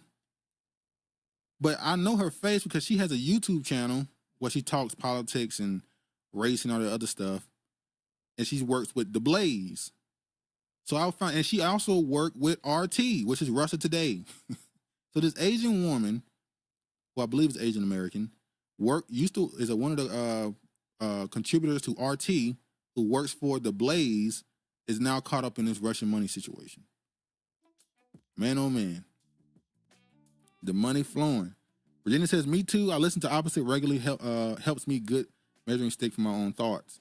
Yeah, if I listen to somebody I disagree with and they're unable to really flush out the opinion, then and this might sound, trying to be somebody who strengthens their opinion by listening to people they disagree with. But that's kind of what it is. If you say something that I disagree with and you can't even flush it out to where I agree with it at all, then it make me more stronger in my own opinion. The interview with Schmuck on Pierce Morgan was good. Eastwood Henderson, I'm co-hosting next week, Uncle. Uncle, salute to our brothers. Tell them we miss them. I definitely will. Sorry, Siri. It's Regina. Sorry, Siri and poor grammar. Good measuring stick against my own thoughts. Yeah. That lady is Russian. Oh, so she's a Russian. Well, what they call them? Eurasian. She's Eurasian then. She's a Russian woman who used to work for RT. All right. So she'll be a Russian American. I nominate Eastwood guest host next week. Eastwood says, the eastern part of Russia is more Asian than the Caucasian. Yeah. Brayton says, know the enemy. And Keeper says, the Rabbi Assembly looks just like DJ Vlad. Weird. And isn't DJ Vlad Russian? Even though we know that in Russia, I think it's the Bolshevik Revolution, that was Jewish people killing off, cutting the head off of the top people in Russia. I ain't got to get into that. So there's a lot of Jewish people in Russia. A lot of the billionaires, a lot of those oligarchy billionaires are Jewish. As a matter of fact, when the Russian-Ukrainian war kicked off, a lot of these Russian billionaires ran to Israel. Is that right? That's funny, ain't it? What a coinky dink. All right, let's go ahead and move forward. All right, quick, I'm gonna run through this real quick. Biden could send Ukraine long-range cruise missiles soon. I know we don't talk about this enough because there's a threat of a nuclear war that people just ignore and don't care about, but it's there. Russia been saying for the past year, hey man, red line, you had the red line, Even though what might be considered embarrassing for Russia, allegedly, according to reports, I think it was last week or the week before, Ukraine did take some land back from Russia, Russian territory, which should have never happened. And now Ukraine is threatening to bomb within Russian territory. So it's getting scary out there, folks. Don't joke about our red lines. Russia warns U.S. NATO chief backs Ukraine invasion of Russia. So NATO want to go in Russia. They been want to go in there. They want the resources. India weighs Russia doable proposal on swift alternative. Rupee rubble trade settlement could be more efficient with financial messaging system. So we're seeing more people test the waters on leaving the Western banking system, the Swift alternative. They're trying to flip and go another place. This is where Trump, to me, this is where Trump probably has the advantage as far as economic, working out with Russia and a couple other places. But I don't know if people care right now. They might just be burnt out on them. All right, NATO warns members against shooting down Russian missiles. Poland has suggested such a move will be its duty, but the bloc appears to disagree. Let me say this right quick. I learned something like a week ago, not maybe 3-4 days ago. I watched something and I learned something. You know, they said that the World War with Japan that started in 1941, but I saw him say that it actually started in 1939, September 1st. So what happened is America was playing some games with Japan and putting sanctions on them. They bullied them. They forced them to react. They bombed Pearl Harbor. We bombed them. And obviously, America stayed out of the World War. They stayed out until they didn't. They finally got involved.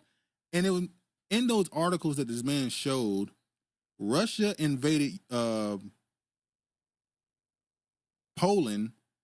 I'm sorry, Poland invaded in order to protect its migrants or protect minorities. So Russia has done this before. So this Russia, Germany, Poland thing has a historical context. Except this time, the West will be considered the Nazis, and Russia is once again defending themselves against the Nazis, which will be Germany and obviously Poland and stuff. So America is now on the side of Germany in this possible next World War III. It's just crazy. And if I'm not mistaken, Germany just elected a very far-right leadership in this country, although they say they have no backing, so they might not have no power, but it's crazy. Honorable says when whites, when whites openly advocate for African Americans to attack Jews, that's a problem. They even got that Myron Gaines got to push the issue. It's important to fight white supremacy, not separate them into groups. Okay, Myron Gaines, please. Brings out, I watched a documentary on the very topic today, Duke. As a Russian millionaire ran from Israel to Southeast Asia, when I was in Thailand, all you see are Russians now. Crazy. Mm-hmm. Are we voting for Cornel West? Most people probably don't even know he's on the ballot. As Keeper says, vote Tupac. All right, this was an interesting view on World War III. Yeah, it's so crazy how, as he explained it, because this ain't my research. I was watching this dude, and he was explaining how, as we always say, history repeats itself. And some people are stuck in the past, some people are stuck in the present, and some people are stuck in the future where they're not paying attention to what's now, or they're not getting the lessons from the past. And people in the present, they're just kind of going on a whim. Whatever happens. And people stuck in the past are usually really reliving either a better time or traumatic experiences. And he's like, if you're not paying attention, you won't even see the pattern that exists in history. So Russia, Poland, and Germany are just, for the last 100 years, have been a big part of historical wars and all the other stuff. Honorable said Cornell not getting no votes from us. People said these nuts is a good option too.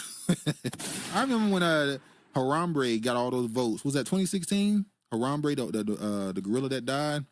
Brayden says, I'm voting for myself. I know what's best for me and my family. What up, Chalk Milk? Cornel West isn't getting any votes. Oh, man. Uncle says, True Empress. Mark Gordon, vote John Witherspoon. Pops. Bang, bang, bang. Honorable says, Cornel stopped care about the election when he picked his VP. Yeah, he knew it was over. I'll vote for Harambe. All right. So, yeah, it's just funny how World War III is looking like it's going to be the same as World War, the older World War. So, all right. Next topic. Final segments we about to get into. Don't worry, y'all. I'm not going to stay on this long. I'm just going to run through this. California slavery reparations bill unraveled over Gavin Newsom's amendments. I'm not even talking about this from just the quote unquote the reparation standpoint. I'm talking about this from the standpoint of the politics. Chop Mill says Granddaddy Purple got my vote. We said when Gavin Newsom first put this task force together that he probably was looking forward to running for president. Now, for whatever reason, he didn't. I guess it had something to do with Kamala. They chose Kamala. He decided, all right, now either Now, Newsom allegedly did some things with his amendments that caused the bill to kind of just get kicked down the street, like I said last week. See, since he's not running, this don't really benefit him, and it actually would hurt Kamala Harris, because if this gets passed immediately until November, Kamala Harris will be asked about, will you do what California did on a state level? Will you do what they did nationally? And so that's why I think this really was kicked down the road. Virginia says, Florida, I know what's best for me too. Eastwood said Notre Dame lost to Northern Illinois. What? I mean, college is a lot of upsets, ain't it? Keeper says, I like how Republicans call the Democrats bluff on this. It's actually made me, exactly. It was the Republican, listen. It was the Republican pushing for the vote because he knew they wasn't going to do it. And I'm sure he didn't want it either. But the fact that I can stand here and push for it in front of you, I know you ain't going to do it, it made them look real, real bad, man. Time to dismantle the Black Caucus. We need an unapologetic African-American only caucus. This was a major setback for California. This was bad. This was embarrassing. And I'm going to go through some of this. It says a complete betrayal. California Representative Task Force leader responds to Legislative Black Caucus decision to block bills. 3 days after California Legislative Black Caucus blocked the California Assembly from voting on 2 reparation proposals, the leader, I think it's the one that considered that was considering funds, by the way. And the leader of the state's Reparations Task Force is speaking out against the group's actions. I think what happened on Saturday was unconscionable, said Camilla Moore, the chair of California Reparations Task Force, which spent 2 years studying the impacts of slavery and racial discrimination on African Americans in California. We reached out to California Secretary of State Shirley Weber, who wrote the state law that created the task force. She declined to do an interview in the situation Tuesday. The Black Caucus announced on the final nights of the legislation a session on Saturday they would not bring 2 reparation proposals up for the final votes in the Assembly, including SB 1403 to establish a reparations state agency and SB 1331 to establish a reparations fund. Tensions among members of the caucus flared into late Saturday night, with a caucus divided over the last-minute decision. Democrat State Senator Stephen Bradford, who wrote the bills, claimed the caucus was scared of Gavin Newsom's veto after Bradford refused to accept changes to SB 1403 proposed by the governor's office. Caucus leader, Democratic Assembly member Lori Wilson, denied this and claimed the bills didn't have the votes.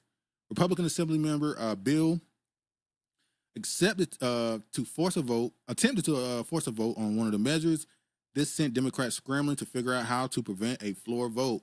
Assembly then placed the bills in an inactive file, effectively killing the proposal without Bradford's permission. Man, oh man. Galvin did this to try and bury Kamala Harris. He needs to be careful before they greenlight him. That's a good point. It could definitely hurt Kamala Harris, especially in California. Let me ask you a question. As I just said, was this to protect Kamala Harris? Because Kamala Harris already said when she was asked about reparations, she said she would do it, basically. She's for it. If they pass these measures in California, until November at the debates, at every interview, she would be asked about this reparations bill and would she be able to do it on a national level as president? She don't want to have to answer that when she's running for president. So I think they killed it to protect her, actually. That's what I believe. But you may be right. He might have did it to bury her. He might be mad. Keeper says, what about dismantling the Black Caucus, period? When these people get power, they don't know how to want to give it up. Yeah. But they try to stay in office until they're 95 years old. Chalk Mill says, so true about that Republican dude bringing that vote, knowing the California Black Caucus and Newsom wouldn't touch it. Exactly. Eastwood said they could have sent it to him to veto, but they didn't want to put him in a spot since he's trying to run. Oh, yeah. Okay, if you look 2028, it would look bad for him to have vetoed that bill. Yes, that's true. Especially in California, a very liberal state. Mark Gordon, was everyone in the panel of U.S. slave descendant? If not, this is another example of stop calling everyone black. I don't think all of them were, but I think the people who were the heads of it were. Brilliant said, black people have no place in politics. It's not their nature. Dr. Alton Maddox. Kiefer says, what was the Black Caucus done to help the community? That's a good question. Eastwood says, Kamala didn't say she was for reparations for FBAs and freedmen. So she did. I saw the clip where she said, I believe in reparative justice for the African Americans of this country. Maybe I read I didn't see the video. I read the quote. Maybe I read the wrong quote. Mark Gordon says, protect her. Yes, she already struggled with talking about politics. Honorable says, I've always believed there were two Americas. This is proof that there are two classes of black people. Kiva says, I'm not going to do anything for just black community, for just black people. All right, last one. Regina said 2024 election is likely choosing a crime lord over a government mafia, Al Capone versus Griselda Blanco. Where he says, name me a successful black person in politics that does righteous and is supported. Not on a national level.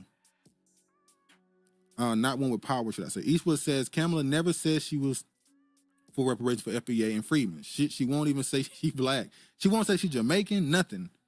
Kiva says, thanks for doing the voice. I'm not going to do anything for only black people.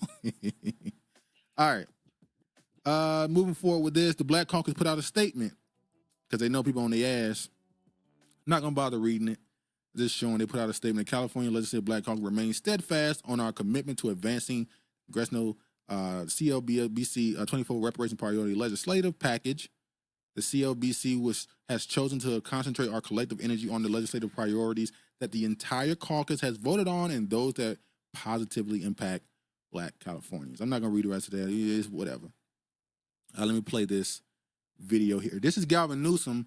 He tried to come out and defend the Black Caucus. No daylight with Lori Wilson and the Black Caucus as it relates to the work that we did collaboratively together. And let me just, on a personal note, and forgive me about this, she did not deserve to be attacked like she was attacked.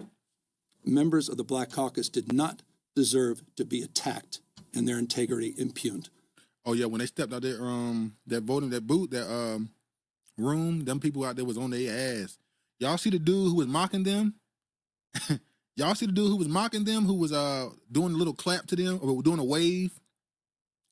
That was crazy. That was disgraceful. There were members of that Black Caucus that are owed an apology for being treated the way they were treated, to be doxxed, to be personally maligned and attacked. So forgive me for expressing that. Great respect and admiration for the leadership of the Black Caucus and members of the Black Caucus. Well, yeah, they just sold themselves up the creek for you. So we saw what Clyburn did for Biden when he destroyed that police reform bill because he didn't want to get rid of qualified immunity. Clyburn took the bullet for Biden. It's crazy. Mark Gordon, she was sharp in saying that she would agree to reparations for people of African descent. Not us. Eastwood said, do the union voice. You better thank your union members. Virginia says, say it with a southern accent version, dude. Yeah, they were. You see people, her supporters. We call them the K-Hive. You see how they was trying to say the accent, the fake accent she was doing was code switching. I said, hold on. Code switching is real, but we don't switch accents. You just change your pronunciation of words, a little bit. You don't turn into you don't go from being a person from damn New York to a person from Alabama. That ain't code switching. That's just being fake. But he says, Duke, you reading the fuck out of these comments. Bravo, bro. Thanks, bro. I'm getting dry as hell. I'm over here drinking the hell out of this tea. Keeper says, oh, shut up. You talking to Gavin Newsom.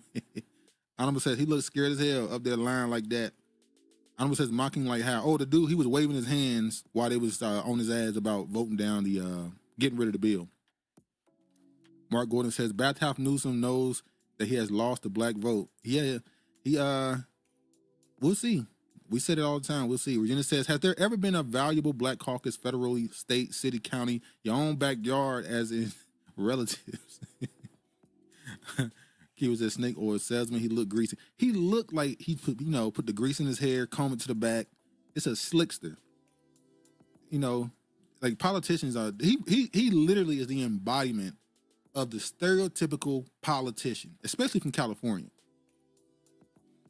Chalk Mill says Clyburn was stepping and fetching for Biden hard too. He might have single-handedly won Biden that race in 2020 if you go along with the narrative that he got the most votes in U.S. history. Yeah, okay. Eastwood said we code switched to survive. Yeah, she code switched to bribe. Brilliant says agreed. Keep a whole grease ball. All right, let me move on now. Oh, somebody posted this video. I ain't gonna take credit for it. Somebody posted this video to say this was Newsom when that reparations bill came through. This movie is a classic. To me, this is my opinion. This is one of the greatest horror films, not black horror films. This is one of the greatest horror films ever. Very underrated movie. This used to scare me as a kid. Arnold says, I was rooting for Newsom. There is no repair for this. He's done. Yeah, he might be cooked. People say he actually looks like Kristen Bell in American Psycho. He does.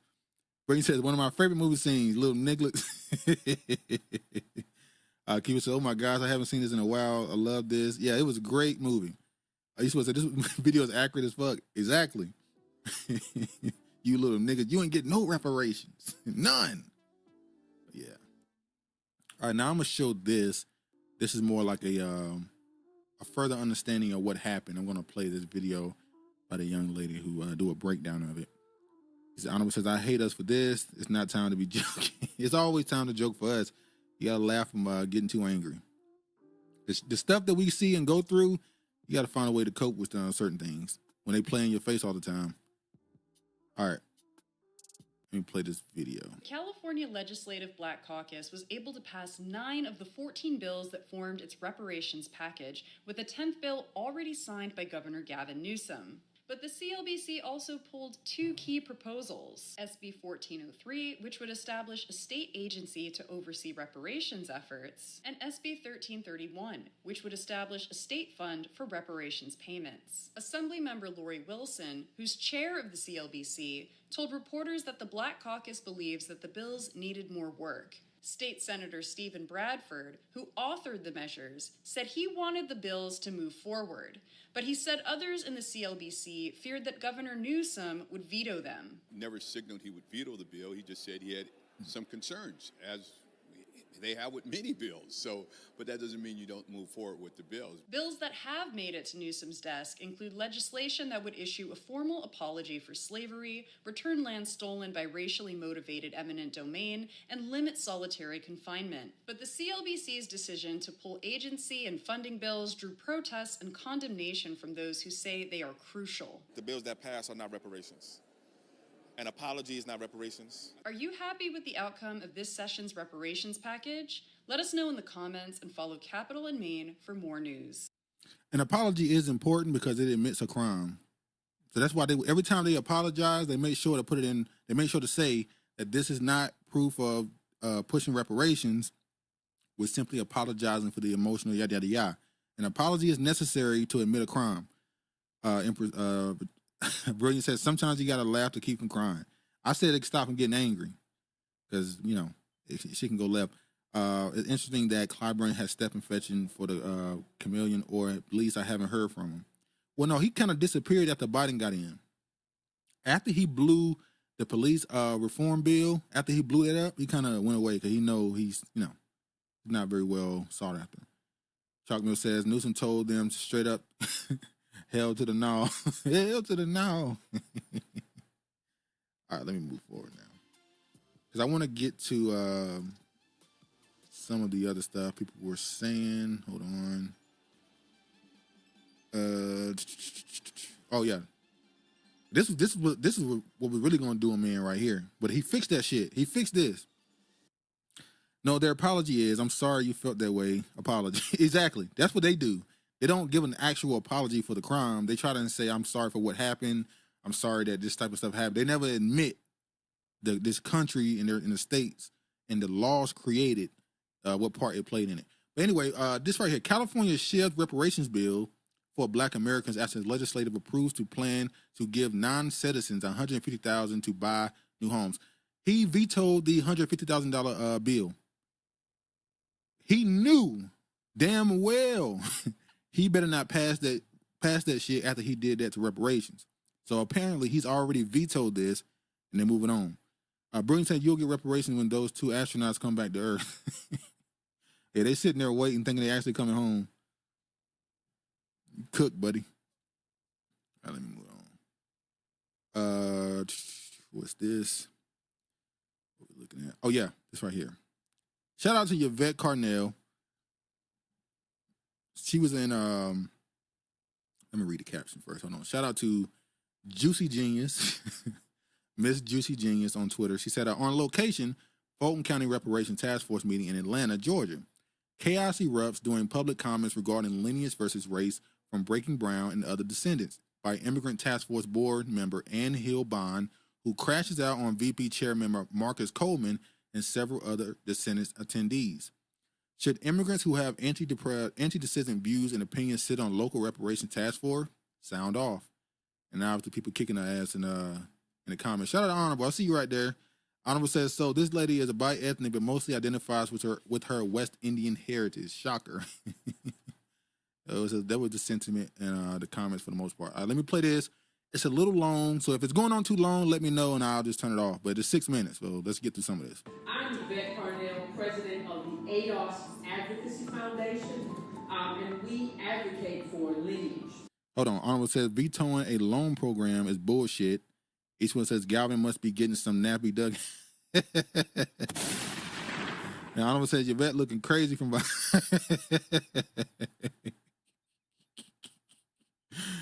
Oh, shout out Yvette. Shout out Yvette. All right, let me play this. Africans didn't get here until 2000. I graduated from high school in 1999. So I want you to tell me what kind of repair an African needs who got here after I graduated Howard University. We're not talking about melanin. We're talking about repair. And when you talk about repair, what you're doing is measuring a harm. Survivors and their heirs. We're talking about who was harmed. And you can't talk about racial segregation and everything that happened without talking about where it was anchored at, right? It was anchored, this racialized caste was anchored in slavery.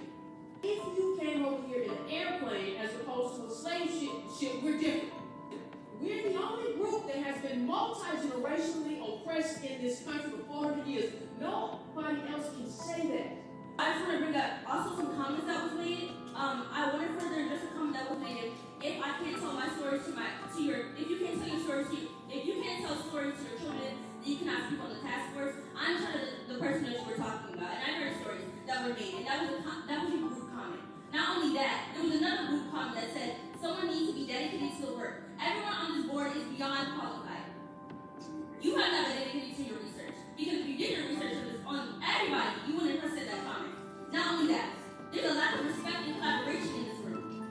We've been here for a number of minutes, and it's disgusting to see these people who are dedicating, who are talking about the future of Atlantis, who's a South Fulton, and can't even cooperate and speak respectfully to each other. The obsession with immigration without mentioning other factors like mixed people is rude and sickening. Conceptualizing is the first thing that happens when addressing a nuanced situation. Shaming people is disrespectful. And I hope that next time, the next few people or the next people behind me, after I'm the last person, will realize that this is ridiculous. How everybody was addressed, how everybody said the same thing after this was said 5 times. I understand it's legitimacy. I understand this topic is very sensitive, but we have to address it full hand and not just shoot at one person or shoot at one topic. Immigration. This is ridiculous, and that is rude. When my daughter said whatever she said, she has all right to say it. I think it is very rude for whoever said whatever they said to my daughter or about my daughter, that you had the audacity to do that to a 15-year-old, and you want to stand here and talk about reparations. Go and figure your shit out. Honorable said they need some sexy reds at the meeting so they can get at the daughter. Why is she even allowed to give this emotional speech? That's a 15-year-old.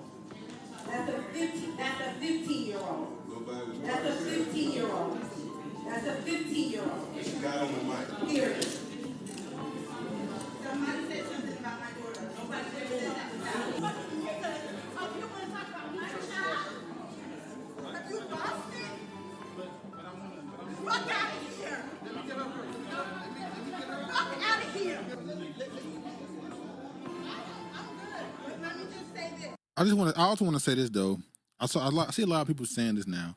I don't like how y'all using the term crash out. Crash out meant something went down and somebody got left 6 feet. this shouldn't be considered crashing out. But anyway.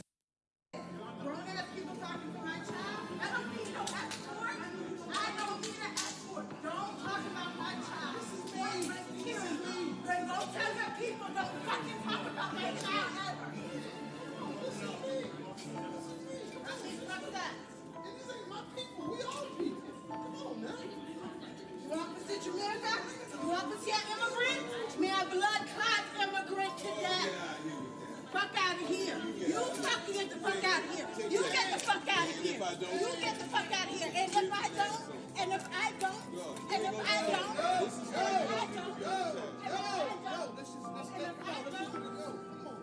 You can't be on the task force, bro. There was a youth, non-tax-paying citizen who made a comment. She was pretty much upset because she felt like everybody was being disrespectful to immigrants. Her mother sits on the task force. Her mother is half Black American, half Caribbean. So the mother got upset because she thought somebody said something to her daughter. I didn't hear it. Somebody said that they said the girl was wrong. It's public comments, so you can have your opinion. And then afterwards, when the meeting was about to be adjourned, the young lady's mother said, no, we're not adjourning this meeting until I say what needs to be said. And so she began to go off on everyone in attendance. And the thing was, who said it? Address it to that person.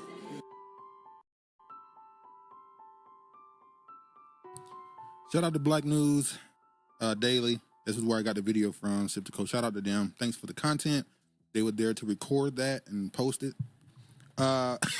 Keeper says she needs some milk. Chocolate milk, too emotional. Great Lord. Anima said, this is like when a Caribbean woman was able to tell her story about her miscarriage on the CA task force meeting, only they allowed to be victims. Brilliant says, Black people have shown they're too emotional for politics. Yeah. I think in a lot of ways, unfortunately, I don't want to go too into it, but our culture, how we dictate our decisions in our community is way, way, way, way, way too emotional. Way too emotional. Regina says, she sounds like Oprah. You get a car, you get a car, you get a car. Just replaced with the F-bomb. They not like us. Anima says, I don't believe the mother is by ethnic. She just West Indies. They so hurt by lineage-based repair because it don't benefit them. I am kind of finding it strange how angry, and I guess it makes sense if somebody was quote-unquote othering who I am, I might be upset too. Like when we listen to the Uncle Luke, Yvette Carnell, Riza Islam spaces, how the woman in that space, I didn't play all of it, but she just got really angry really fast. It was just, you couldn't really talk. Eastwood says, I'm going to the next hearing here in Atlanta. Let us know. If you're there, send a video, man. You got to send it to us, but record it. If you see something pop off. Mark Gordon says, do you think an assassination of King and his ex stunted our political maturity growth? It might have put us in fear. Mark, it might have put us in fear. Eastwood said, delineation is real. Loving it. Agree, Honorable. Honorable says, we're not too emotional. You don't get to see others plead for their people. Don't judge us. There's a difference between pleading for your people and going on rants and stuff in a political space. You have to be, I hate to say this, you have to be Candace Owens tight. Very much ignore the bones, stick to the meat. Chalk Milk, I agree. If we move strategically instead of emotionally, we'd be far ahead by now. Yes, Mark, we scared of white people. But I see people saying that she's bi-ethnic, but I saw this on social media. Somebody posted it. This is her, Ann Hill Bond. It says she is an engagement editor for Capital B News, capital B, Black, capital B. Ann is a Jamaican-born and Ghanaian-raised journalist with deep Southern roots who enjoys the influence of Atlanta as a community engagement editor for Capital B News. Ann is the primary liaison between Black Atlanteans and a Capital B Atlanta newsroom. Okay, how does a Jamaican-born, Ghanaian-raised journalist have deep roots in the South. So I don't know. When it says Jamaican born, does that mean she was born in Jamaica, but her household is Ghanaian? Is her parents Jamaican and Ghanaian? I don't get it. Uncle said Taylor. Eastwood said, you always see the emotional Negro on TV. You never see the strong brother speaking truth. Remember that toxic masculinity? Exactly. That's why I get mad with Van Jones and all them always crying on TV. Honorable says, growth was stunt when Goofies chose NOI and all those other silly identities black men chose over politics. Well, I will say black men did kind of leave politics because Honorable, and this is for every race of men. The threat to a system is always men. This is not a knock or nothing. It's saying, for the most part, women will kind of go along with certain things because, look, we got to do what we got to do. Women are very good at doing the best with what they have. Men, especially, are always trying to buck the system, change things to how they like it. It's natural, especially when you're talking about entire demographics versus individuals. So men typically check out of a system because it does not benefit you at all. This system does not benefit black men at all. So yes, they checked out decades ago. And as much as people try to get angry and say you need to get more part of the voting process, you need to be more part of politics, if you feel like the system ain't for you and everything being done is to destroy you, it's very easy to become apathy is very easy to set in. Keeper says, I was just about to ask that. Honorable, Jamaican born means they move her here too late. That's a good one. It's what says, facts, you cooking, man. Yeah, I mean, the system ain't for you. And that's not a knock against, for instance, black women. But just like I said earlier, how there's a gigantic safety net for white women, they have given very small safety nets to black women. They give y'all slight small, like for instance, when they had that bill that was only for black women who were single mothers, or they have these scholarships that are only for black women, and they give y'all small safety nets, but that's not really there for black men. I don't say this narrative doesn't apply to black American men. You ain't bucked no system. You ran to daddy and asked to be blindfolded. Did you just miss the entire? I understand with Martin Luther King, how that movement turned into a turn the other cheek movement, but that ain't what that was. There's a reason why out of the 60, during the Martin Luther King thing, what came out of that was the Panthers.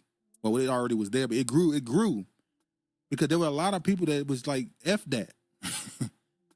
Let's do it ourselves. So that's not true that black men never bucked the system. The problem is you had a whole, what's the old saying about I forget the rap group, the political rap group, Public Enemy, whole nation to stop us. Took a whole nation. Uncle said they're trying to phase us out, unite. Mark Gordon says, don't have any proof, but I think all ethnic groups who migrated here have some point tried to assimilate to white. Could thus be one of the reasons why we don't get along with some Caribbean Africans. And that's exactly what it is. Back in the 20s and 30s, that was around the time when really the early 1900s, I'll say that. Black people in general were trying to fit into the white culture. They were frying the hell out of their hair, the way they was talking, the way they was moving. They were trying to be a part of this system, and they realized, no, white people were saying, no, y'all are second-class citizens, get away from us. So black men had to go on their own. It was imaged first. First, it had to be the image. I'm going to wear my hair. I'm going to dress my way. I'm going to talk my way. I'm going to be me. I'm going to stop trying to be them. And then it led to politics and social order, which we get with the 60s and the Civil Rights Movement and the Panthers and all the other stuff. And unfortunately, like I said, you had a nation that come against you. Brilliant says social engineering didn't allow black men to get into politics the way other races' skin tones were. Virginia says, never considered that CRM may have had an agenda for stunning the growth of black man leader by pointing him to a focus on, we need a leader. Is that they choose to join groups, NOI and others. Well, I think you could say it was like a reverse situation of the alleged or the actual COINTELPRO system where they said we're going to get rid of the black messiah. So getting rid of the quote-unquote black messiah ended up creating a situation where we were searching for one. We began searching for the leader when they told us or when they tried to destroy the leaders. Growth not grown. Charles Miller said, where's the Panther mindset today? It's gone. You're now seeing black people be pushed with a individual mindset. I'm going to get mine. I'm going to worry about me. I'll help those close to me, but, you know, da-da-da-da-da. And I get it, especially as you get older and you got your stuff together. You start to look around and see people that disagree with you and just go, all right, man, I'm on my own, then forget it. But see, that's when it becomes a spiritual thing, and I ain't want to get into that right now.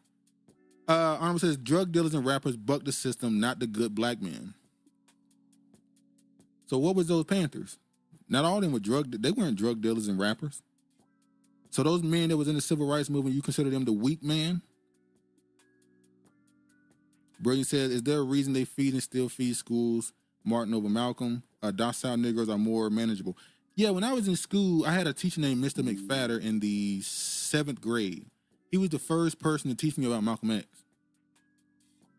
All through elementary, and I'm gonna say this, the schools the elementary school we went to, it was in the quote unquote hood, but it was like outside of a suburb. There was a lot of black people there too, but it was mainly white people. It was a very nice elementary school, and I knew Malcolm X because, you know, I'm black. We watched movies, my mama and them, we knew who Malcolm X was, but I didn't learn about Malcolm X in school until the 7th grade when I had a black male teacher named Mr. McFadden. And yes, they do want a certain mindset. Honorable says, see what you said about black men fried their hair and denied access. How is that not them asking to be blindfolded? When I agree with you, they were trying to be blindfolded, but it didn't work. That's my point. They weren't allowed to assimilate. They had to go out on their own. Which it got so crazy. I always say this. It went from black men trying to assimilate into white culture to the black man had white people, Asian people, Indian people, everybody rocking afro. Not just a small thing. It's not a big deal, but that says a lot. To be a group that came out of slavery into Jim Crow and to have that level of influence on the globe. We got the whole globe doing something so small like giving a dap, handshake, the dap. You're not supposed to have that type of influence. The problem is, and this is part where I probably agree with Honorable, we don't use our influence nearly the way we should. Brady says, shout out to Mr. McFadden. Exactly. Shout out to Mr. McFadden. Mark says, some of this back and forth seems to me like some of us have difficulty accepting that the whole process is trial and error. Well, yeah. We got to imagine, coming into the 1900s, it's very disorienting when you're coming out of slavery and you're in Jim Crow, and it's like you're told to pick yourself up by your bootstraps, and you're a couple hundred years behind. You're a couple hundred years behind as far as building your culture up again, financially, building institutions. You're hundreds of years behind. Like, to be where you are now in just 100 years, 100 plus years is kind of an accomplishment in itself. We're nowhere where we should be. We've done things our own that kind of held us back, but it is what it is. I'm just some of those Panthers were rapists, junkies, and snitches on psychedelics, beating women and running lights. Police were able to infiltrate the Panthers through domestic violence and traffic violations. Chalk says, Martin came to the realization too late, integrating my people into a burning house. Exactly. Mark Gudden said, this is why I try not to judge our previous generation too harshly. Exactly. Like I said, we romanticize segregation. People keep thinking, oh, we were separating, we had our own businesses and stuff. Look, man, it was hard. Segregation wasn't sweet like people try to make it out to be. We were better in some areas, but we were worse off in others. Eastwood said MLK was 40% of what black people wanted, but remember the other 60% of black people were the ones who got the so-called civil rights bill. Yeah. Brayden says definitely Mark mentality and spirituality. Regina says when you reconcile with infiltrators, exist in movements, you can think more clearly. You can blame whites and he's guilty, but not all kinfolk is kinfolk and have no problem selling out. Exactly. Look what happened to the brother in Chicago who was killed in his sleep. It was a fellow brother that set him up with the CIA. See y'all next week. I'm going to watch the Colorado-Nebraska game. Duke, hit me on IG for next week. Eastwood Henderson. All right, Eastwood, man. MLK financed by the Rothschild. I've said that. MLK, a lot of these people were financed by these Marxist groups. They were backed by a lot of these Marxist or communist groups. I know a lot of people say that they're different, but really they're kind of the same. They're offshoots of the same thing. All right, let me, we've been talking about this, just sitting here chatting. Let me get through the rest of these last couple of topics I got. I'll let y'all get up out of here. Honorable says, some of the back and forth is us continuing to mask the failure of one gender and blaming women for everything, when women were pushed into an unnatural position to begin with. There's truth to that. You got that one. You see how I admitted you were? I'll give you that one. There's truth to what you're saying. All right, Black Californians warn Newsom of direct impact on carers after Dems kill slavery reparations bill. All right. Close enrollment, tally the votes. Ayes 42, no 7. 216, ending 2348. Assembly Bill 2348 by Assembly Member Ramos, enacted California versus. That was the dude pushing forward to get voted on. The speaker needs to bring the bills up now. These are their bills. They have their names on the bills. They killing their own bills because they scared of the government. Now, listen, they gonna see this and they gonna get mad at us. They killing their own bills, then they gonna get mad at us. They killing their own bills because they scared of the government. We don't care. We need to Bring the goddamn bills up now. The governor needs to understand that the world is watching California, and this is going to have a direct impact on your friend, Kamala Harris, who's running for president. This is going to have a direct impact. So pull up the bills now, vote on them, and sign them. We have We've the been votes. waiting for over 400 years. Yeah. Thank you, sir, dude. Regina. Honorable. All right, Virginia says, isn't it interesting, too, that we have looped back to Marxism sellouts RFK Jr. in the mix of the current election with him. No coincidence, history repeat. Exactly. The same thing I said about Ukraine, Russia, Germany, Poland, World War. It's all, everything just rehappens over and over. It's cycles. Everything is a cycle. Patterns. Oh, here go, Honorable. Here's the video of the dude mocking him. I think so. No, this is not the video. This is not the video. That's them outside complaining. Never mind, I don't have the video of him mocking him. Reparations in the CBO bills package. So this is them saying this is how they can go forward in a new package. This is the CEO, BC members. He says, as a direct descendant of enslaved people, I carry their pain, sacrifice, and resilience in my heart. Their dream of freedom and the hope that their descendants would rise to serve in the California State Assembly empowers me daily, giving me purpose and strength. I know who I am. I know the work I dedicate myself to honors my ancestors and generations that will succeed me. So she gave away the package, the path forward to justice, toward the justice that she claims. So, but a lot of people ain't trying to hear that. So let's move forward. Oh, they mad with Ice Cube again. Yeah, repeat cycle. They mad with Ice Cube again because he came out and said, don't give your vote up without getting something tangible. Now they're saying that's voter suppression. Like, think about that for a second. A black man coming to his people saying, hey, don't vote for anyone if they don't offer anything tangible for the community. And they call him a sellout and accuse him of trying to stop people from voting. You're pretty much admitting when you say that, you know they're going to give you nothing tangible. So telling people to only vote for somebody to give them something tangible is basically saying, don't vote. That's how they really feel. Where you say, you see how the Me Too movement would ultimately come to a woman being head of the house, literally. Man, if you pay attention to Hollywood, just the movies, the entertainment, how everything is being redone, and the Me Too movement and all the other stuff kind of was the kickoff of all that. It's just like, we're in a different age right now. Like I said, we're in the mother goddess worship age. Anyway. You don't vote just to vote. You vote because you're getting something or your community is getting something. So everybody that's telling you that, man, look at them and say, what are you getting?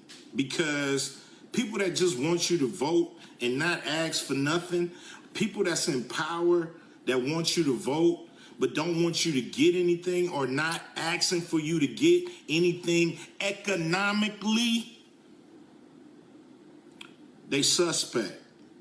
Straight up. Because a lot of people been in place for a long time and we ain't got shit. That shit gonna end. That shit gonna end.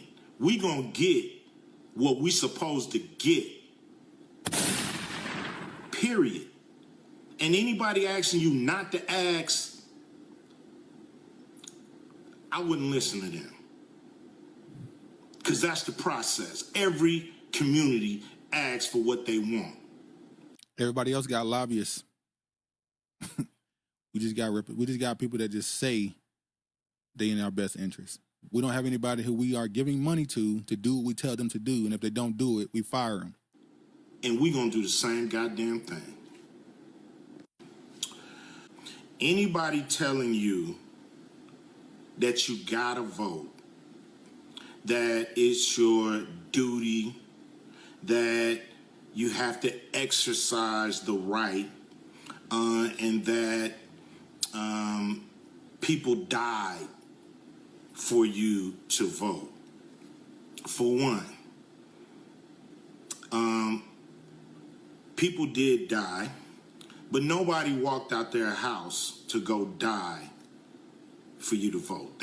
Exactly. They were just people that was killed. They did not die for this.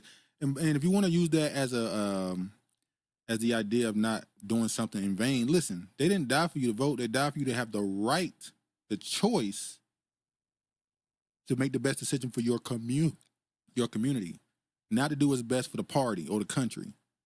It's always family, community, then you can do stuff that might benefit the country. That's the order it's supposed to be in. They were killed by probably some racists that don't want to see us get anything. Be skeptical of anybody telling you to vote and not telling you to ask for anything, or to tell you to just vote and not to get anything for your vote.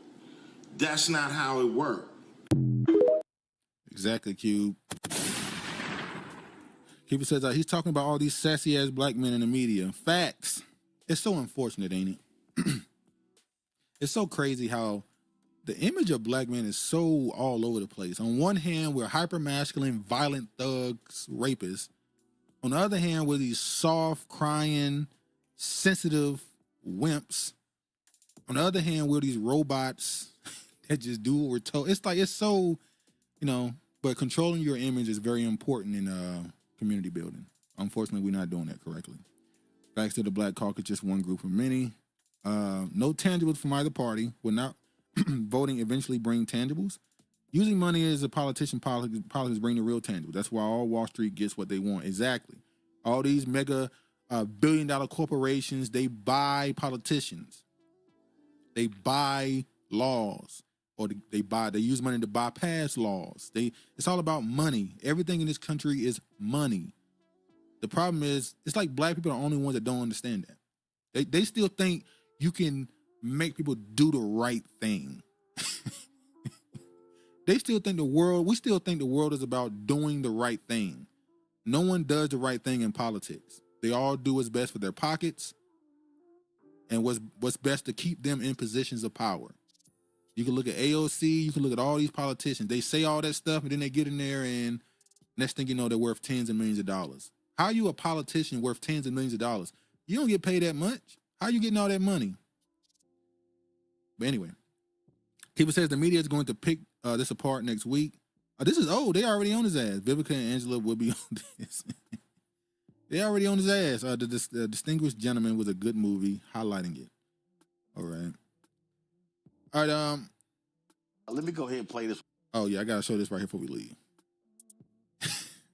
Y'all see what happened to Roland Martin? I probably should have brought this up earlier, but I'm about to get up out of here now so I can end with this. Roland Martin, my guy.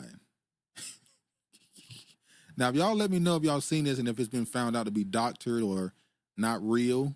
I didn't bother even finding it. I didn't even bother looking up what really happened. After I saw it, I just went on about my day. Like, this is crazy. I don't even want to know if it's real or not. Good Lord. If this is real, he is Well, no, he's not finished, actually. Because in this country and nowadays, the way society is, he might get a bigger pool. He might get more pool now. Talking about Roland Martin. His profile may grow, especially within the Democratic Party, because of this. Because of the agenda they're pushing. So we joking, but he might come up big off of this. So let me play. For y'all, check this out. I ain't got to put the whole video. This is when she was asked a question about, is she black? And she didn't answer the question. So I'm going to fast forward a little bit. Is what he said last month. He suggested that you happened to turn black recently for political purposes, questioning a core part of your identity. Yeah. Any same old tired playbook. Next question, please. That's it? That's it. Lord have mercy. About your opponent, Donald Come Trump. on, Roland. I was a little bit surprised. People might be surprised to hear that you have never interacted with him, met him. His next question. Hold on, y'all. Y'all should know what I'm looking for. Hold on. I would have been swallowed up. Have you ever been swallowed up? Have you ever been swallowed up? Swallowed was overwhelming, and you. I feel the rain. It's raining all over me. I'm moist. I'm moist. Call and response, I said I'm moist. I'm moist.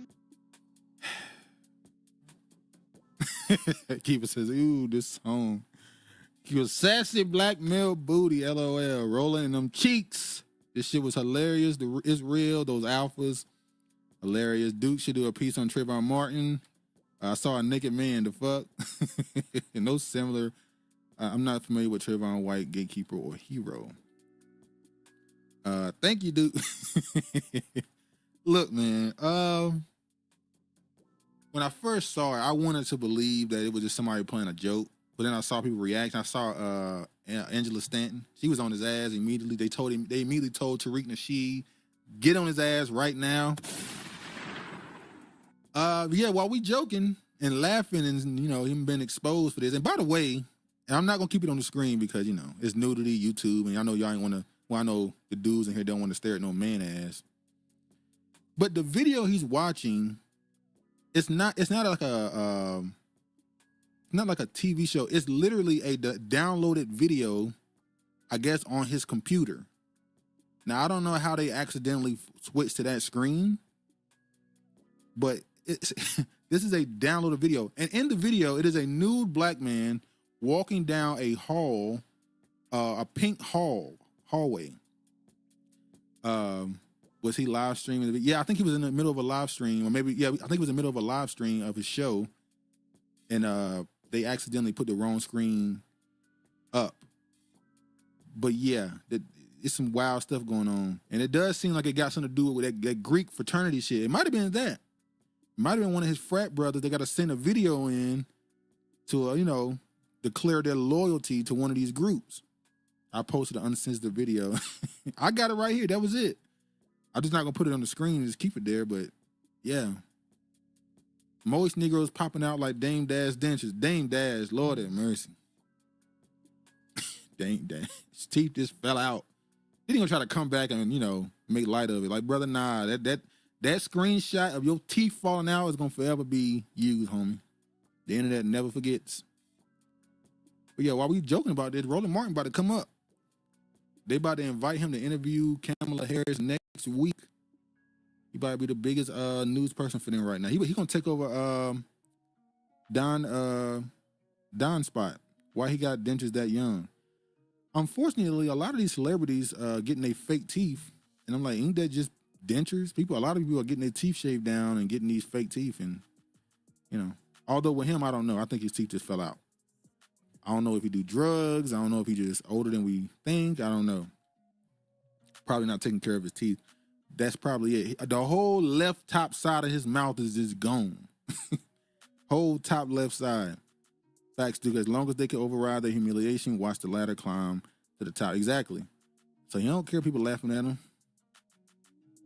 All right, this is the last story I'm going to show. Is Alabama just keeping people incarcerated to continue using them as cheap labor? I meant to show this earlier. I'm going to play this video. Well, a lot of people are calling it modern slavery. Does that feel I right? was just about to say, that's slavery. That's slavery. You took away the whips, but you put the paperwork. Took away the masters and you put them in uniform. Same difference, same difference. It kind of appears that there is a coordinated system in order to protect the labor that's created by the prison system. Walk into a McDonald's in Alabama, and the worker flipping your McDouble could be an incarcerated person. I just want to play it right there. Do you think that is a fair system where a person in prison can work at a fast food restaurant? And I'm pretty sure they're not getting paid the wages of a person who's not in prison, because technically they're owned by the state. So I want to show this as more perfect union than just releasing a compelling new video titled Alabama Generating Billions by Trapping People in Prison. As they state in the video, if Alabama Parolee Board follows its own guidelines, it would grant parole in 80% of cases instead of the numbers dropped to just 8% in 2023. So why isn't the state Alabama paroling more people, as the video shows? Alabama is farming out incarcerated people to work at hundreds of companies, including McDonald's and Wendy's. The state takes 40% of the wages and often denies parolees to keep people as cheap labor. Getting written up can lead to solitary confinement. This is modern day slavery. This is the same thing that Kamala was accused of, isn't it? People says taking the page out of Kamala's book. Yeah, it's funny. I just said that. Kamala was accused of that. What beautiful skin that C-Star has. Crazy story featuring you know who, the proud cackler. It's a sad situation of where they getting rich off of us. The Alabama Department of Corrections farms out incarcerated people to work at hundreds of private companies and government agencies across the state. McDonald's, Burger King, Golden Corral, Wendy's. They got a Wendy's contract right now. State Trooper's office. They'll send everybody everywhere. They'll send you everywhere. Yes, the parole office.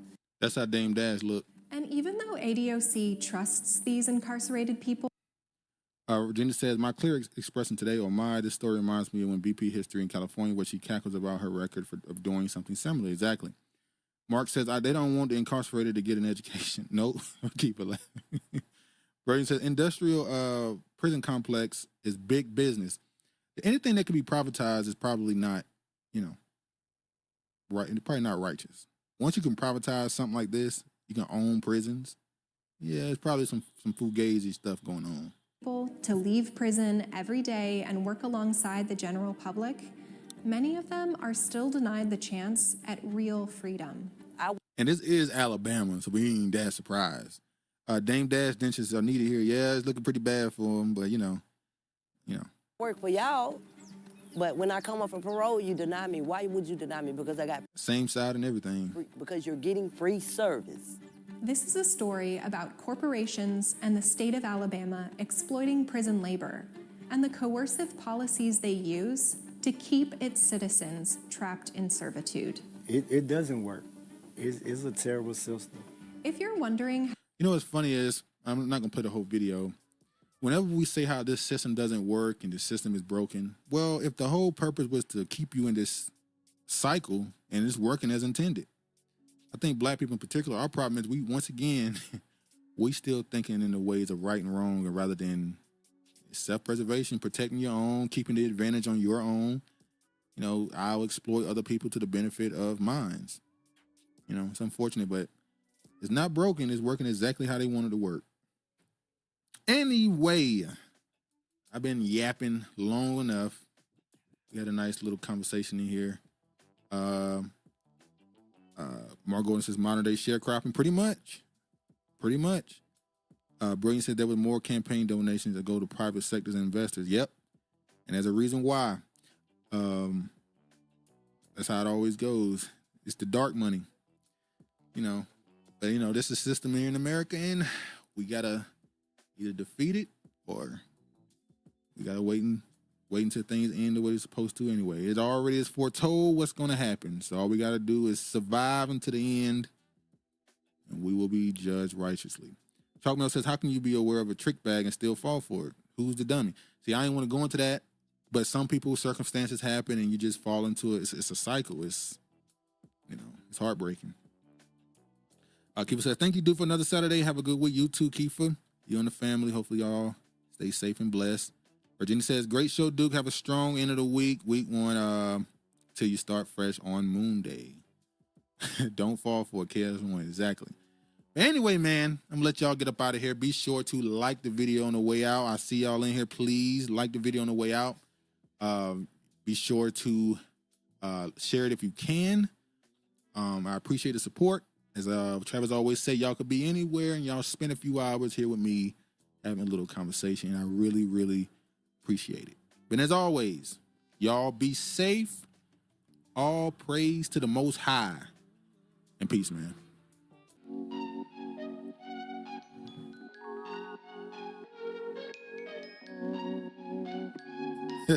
Thanks to y'all. Don't sweat the small stuff and don't pet the West.